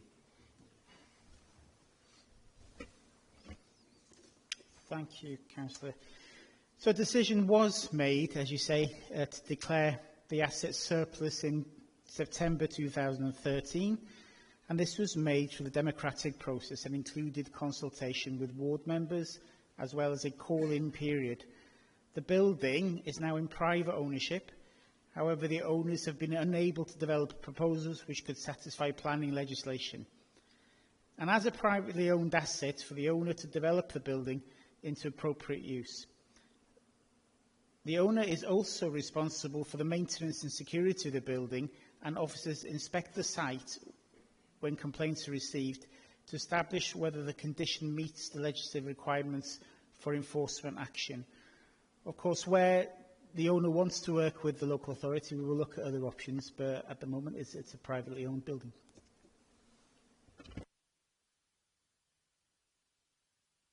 I don't think it's quite as simple as that. I've spoken to the owner, and the owner is frustrated. He has tried to get planning on that building, and he's gone through pre-planning stages, and there seems to be no way out for him in terms of what he can develop.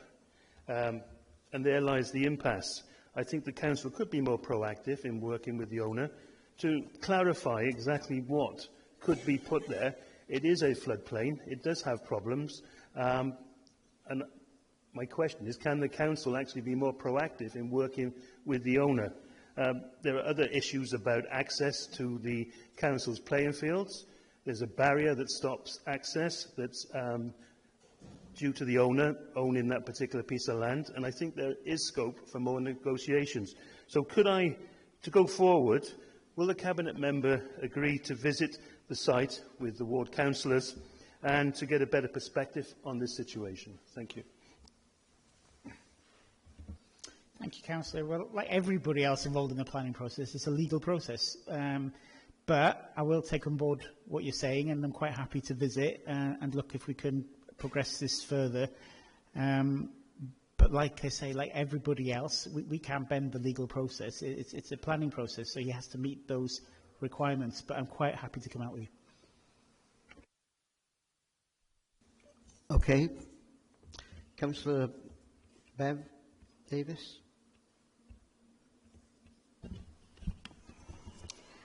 As Cabinet Member for Social Services, can you tell us how moving from the old corporate parenting model to the new community parenting approach will really make a difference for children looked after by Newport City Council? I'd like to know what this means in practice for their support, stability and future. I also want to say how much I enjoyed being part of the committee and how impressed I am with the hard work from officers, community partners and especially the young people themselves who have helped shape this work. Thank you for your question, and also thank you for the kind words about the work of the committee. I share your pride in what's been achieved so far by officers, community partners, and especially by the young people who've helped shape this strategy right from the beginning. Moving from the old corporate and parenting model to a community parenting approach is really a big step forward for Newport. The old way put the responsibility mainly on social services. What we say now is care experienced children and young people do best when the whole community is behind them, not just social services. Housing, education in schools, health, and all areas of the local authority and public services working hand in hand with businesses, voluntary groups and local organisations. It's about every part of the system playing its role so that young people are supported in a joined up and consistent way. In practice, this means that stronger joined up support, children and care leavers benefit from the skills, resources of a whole community, not just council services. That means more holistic help, more opportunities and more consistency. Stability and belonging, with priorities like always home and I belong. We're committing to stable housing and building stronger networks so young people feel rooted and supported. Better future prospects with developing my skills. A guiding principle, we're opening more doors in education, training and work through our partnership with schools, colleges and employers. And a stronger voice. Young people themselves have been at the heart of shaping this strategy, making sure it reflects their lived experience and ambitions. I also want to put on record myself how important it is that Newport has recognised care experience as a protected characteristic. That was just not a symbolic act, and I'm proud of the way we've led on this. It keeps issues firmly in public focus and means we're actively tackling stigma and making sure care experienced people are not disadvantaged because of their backgrounds. Finally, I want to say again how proud I am of all the officers, community partners and who have already stepped up and made a meaningful difference in the lives of some of our young people. It shows this strategy isn't just words on paper, it's already happening with real impact.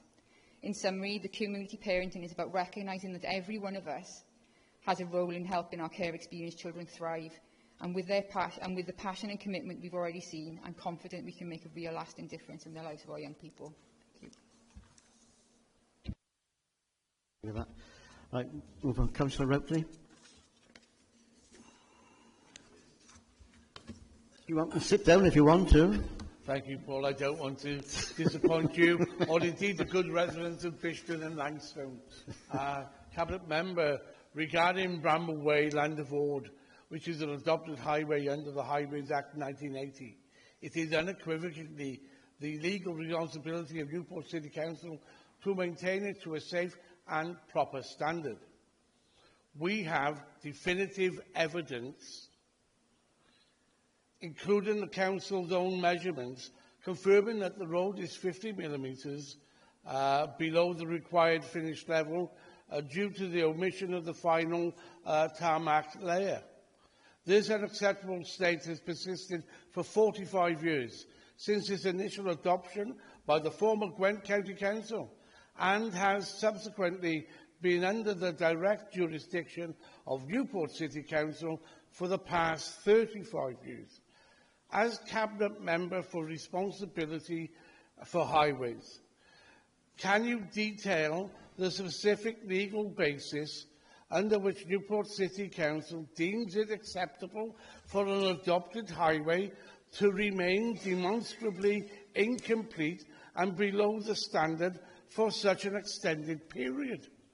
Furthermore, what measures will you implement, and by what timeline, to rectify the long-standing and acknowledged deficiency, ensuring compliance with the statutory duties under Section 41 of the Highways Act 1980, and mitigating the Council's significant potential liability for future incidents or injuries arising from this substantive condition? Yeah.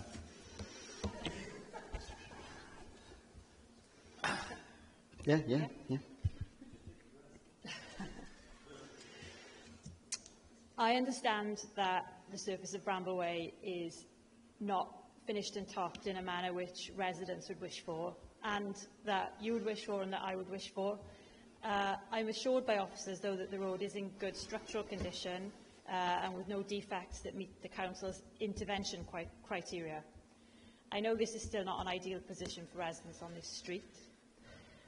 As with all other adopted highways, in Newport Council, Brambleway is maintained in accordance with the Highway Asset Management Plan.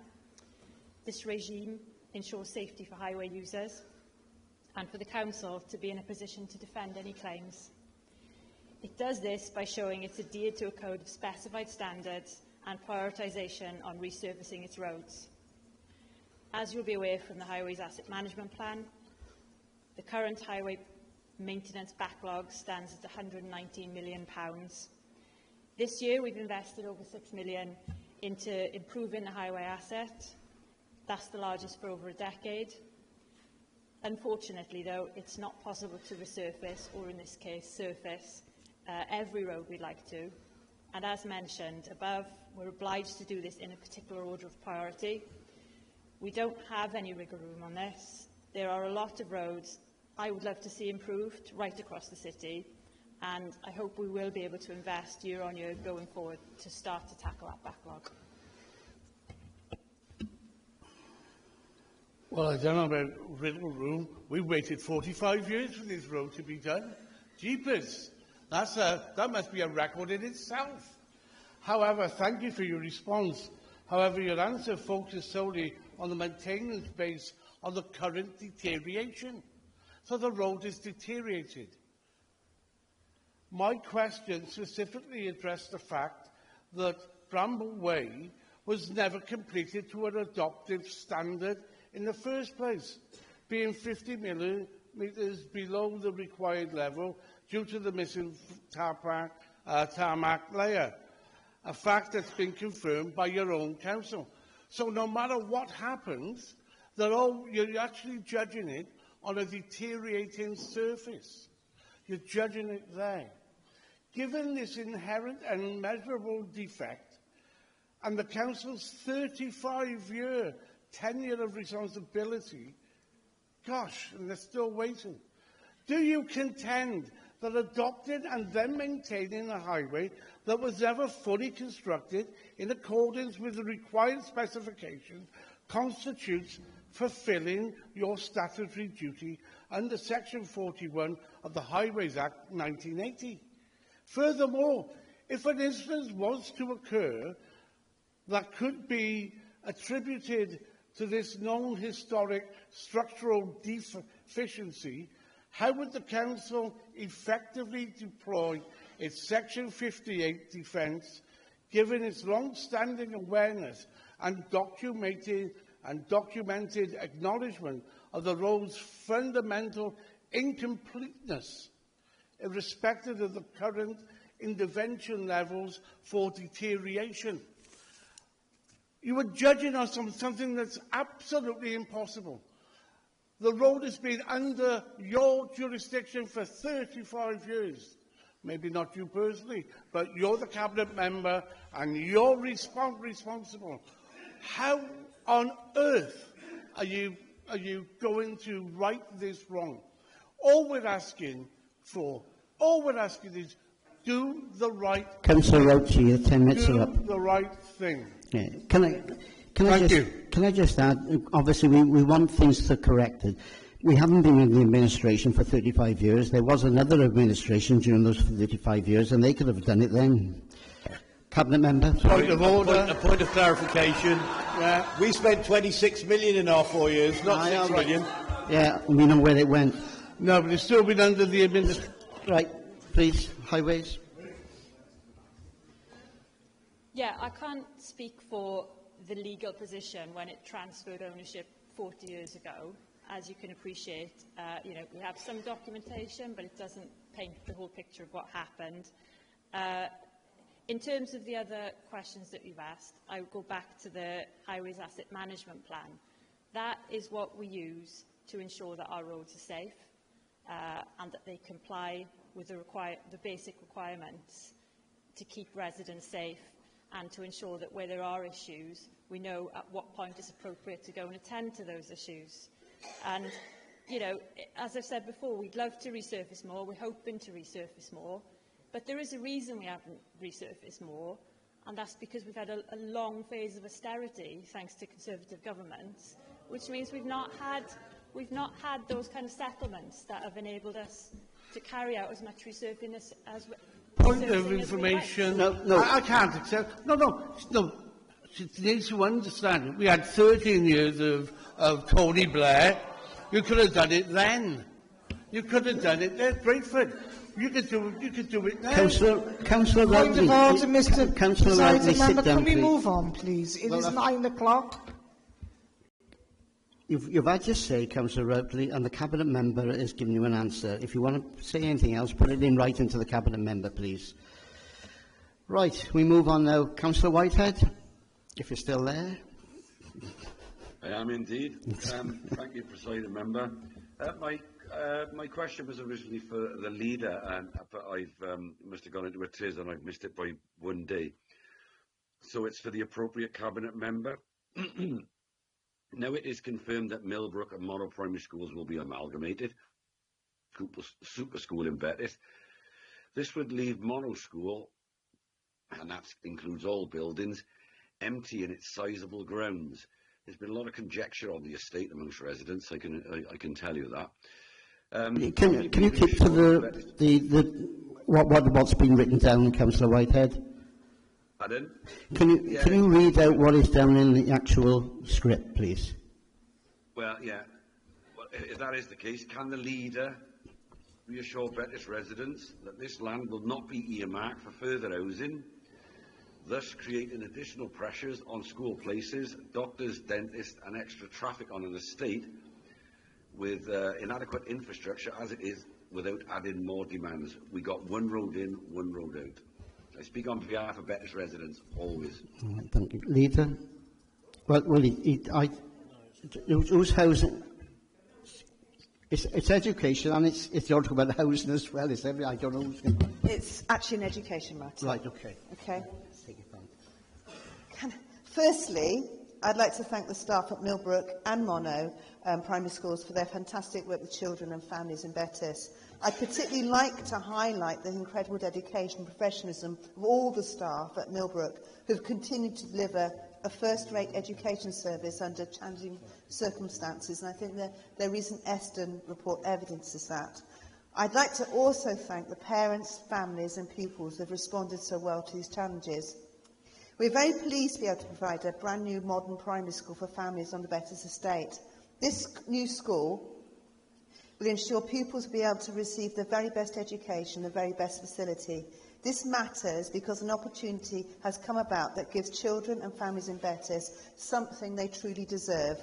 We know this will help to raise aspiration and create life-changing opportunities.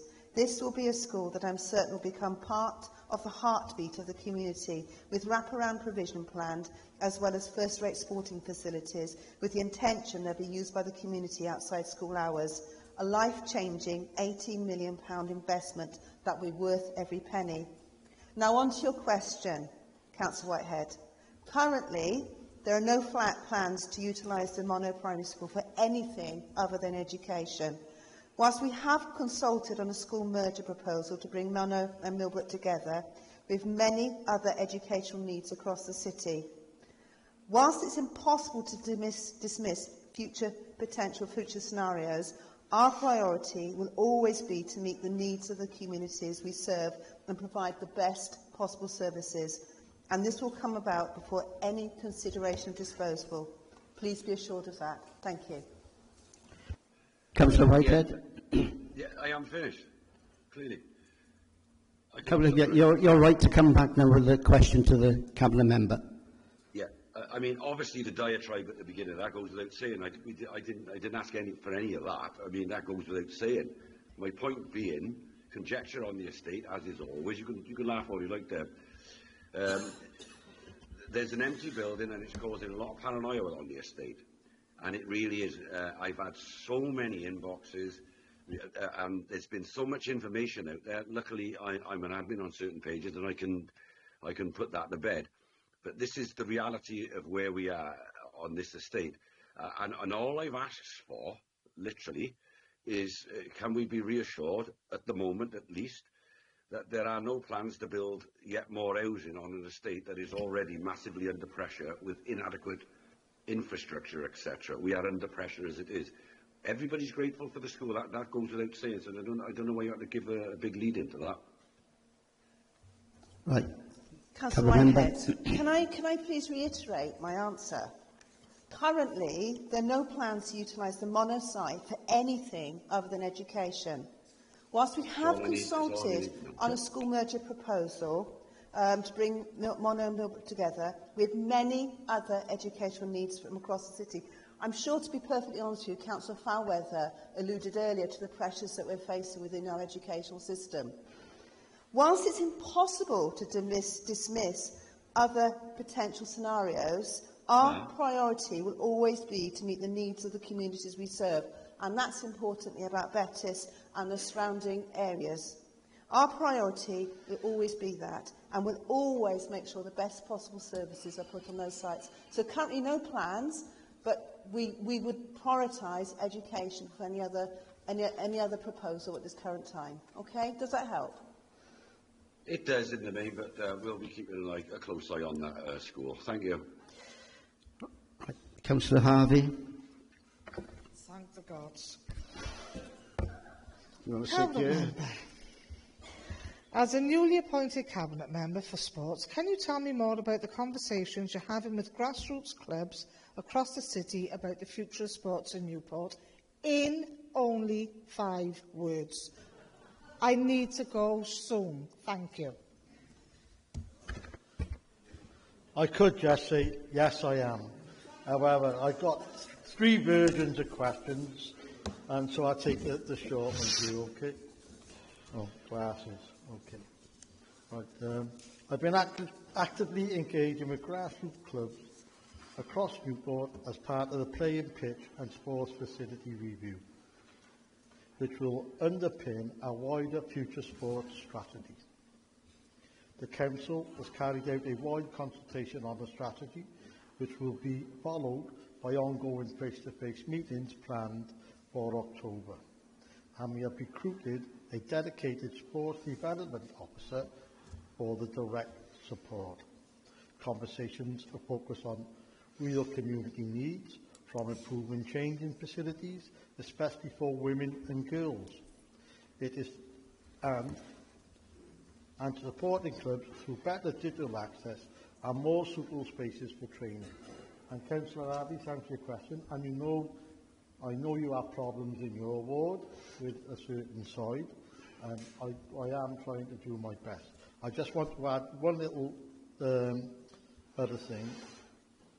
Whilst I'm on my feet, I would just like to congratulate Bengal Dragons for winning several awards at the recent FAW McDonald's Community Grassroots presentation on Friday night, which I had the pleasure of attending. They also recently ran a successful street soccer competition through the summer in Pill, which was won by Scorpions FC. And just to finish off, I must mention Greig Villadino, who won the Community Football Award for football in Wales. Okay, thank you. Councillor Harvey. Councillor Spencer, thank you for that very competent and that very lovely response. You are now hired. You use more than 5 words. Can you, seriously, as a supplementary, can you keep the ward members from the respective teams where you're going, can you keep them up to date with what's happening with the sports clubs in their specific wards? Councillor Harvey, yes I can. I'm quite willing to answer any questions off any councillor from any ward within your ward. And if you have any sides in your wards, please contact me. I've already visited Underwood with Councillor Moffat, and I'm quite willing to meet any side in Newport to help them with their troubles. Because I can assure you, I might get in trouble for saying this, but we do have some troubles. Mm-hmm. Right, okay, we move on now. There's no questions to the committee chairs now, so we move on to section 2 of the committee now tonight. If anybody's still alive. Right, the date of the next meeting is the 25th of November. Have a good evening.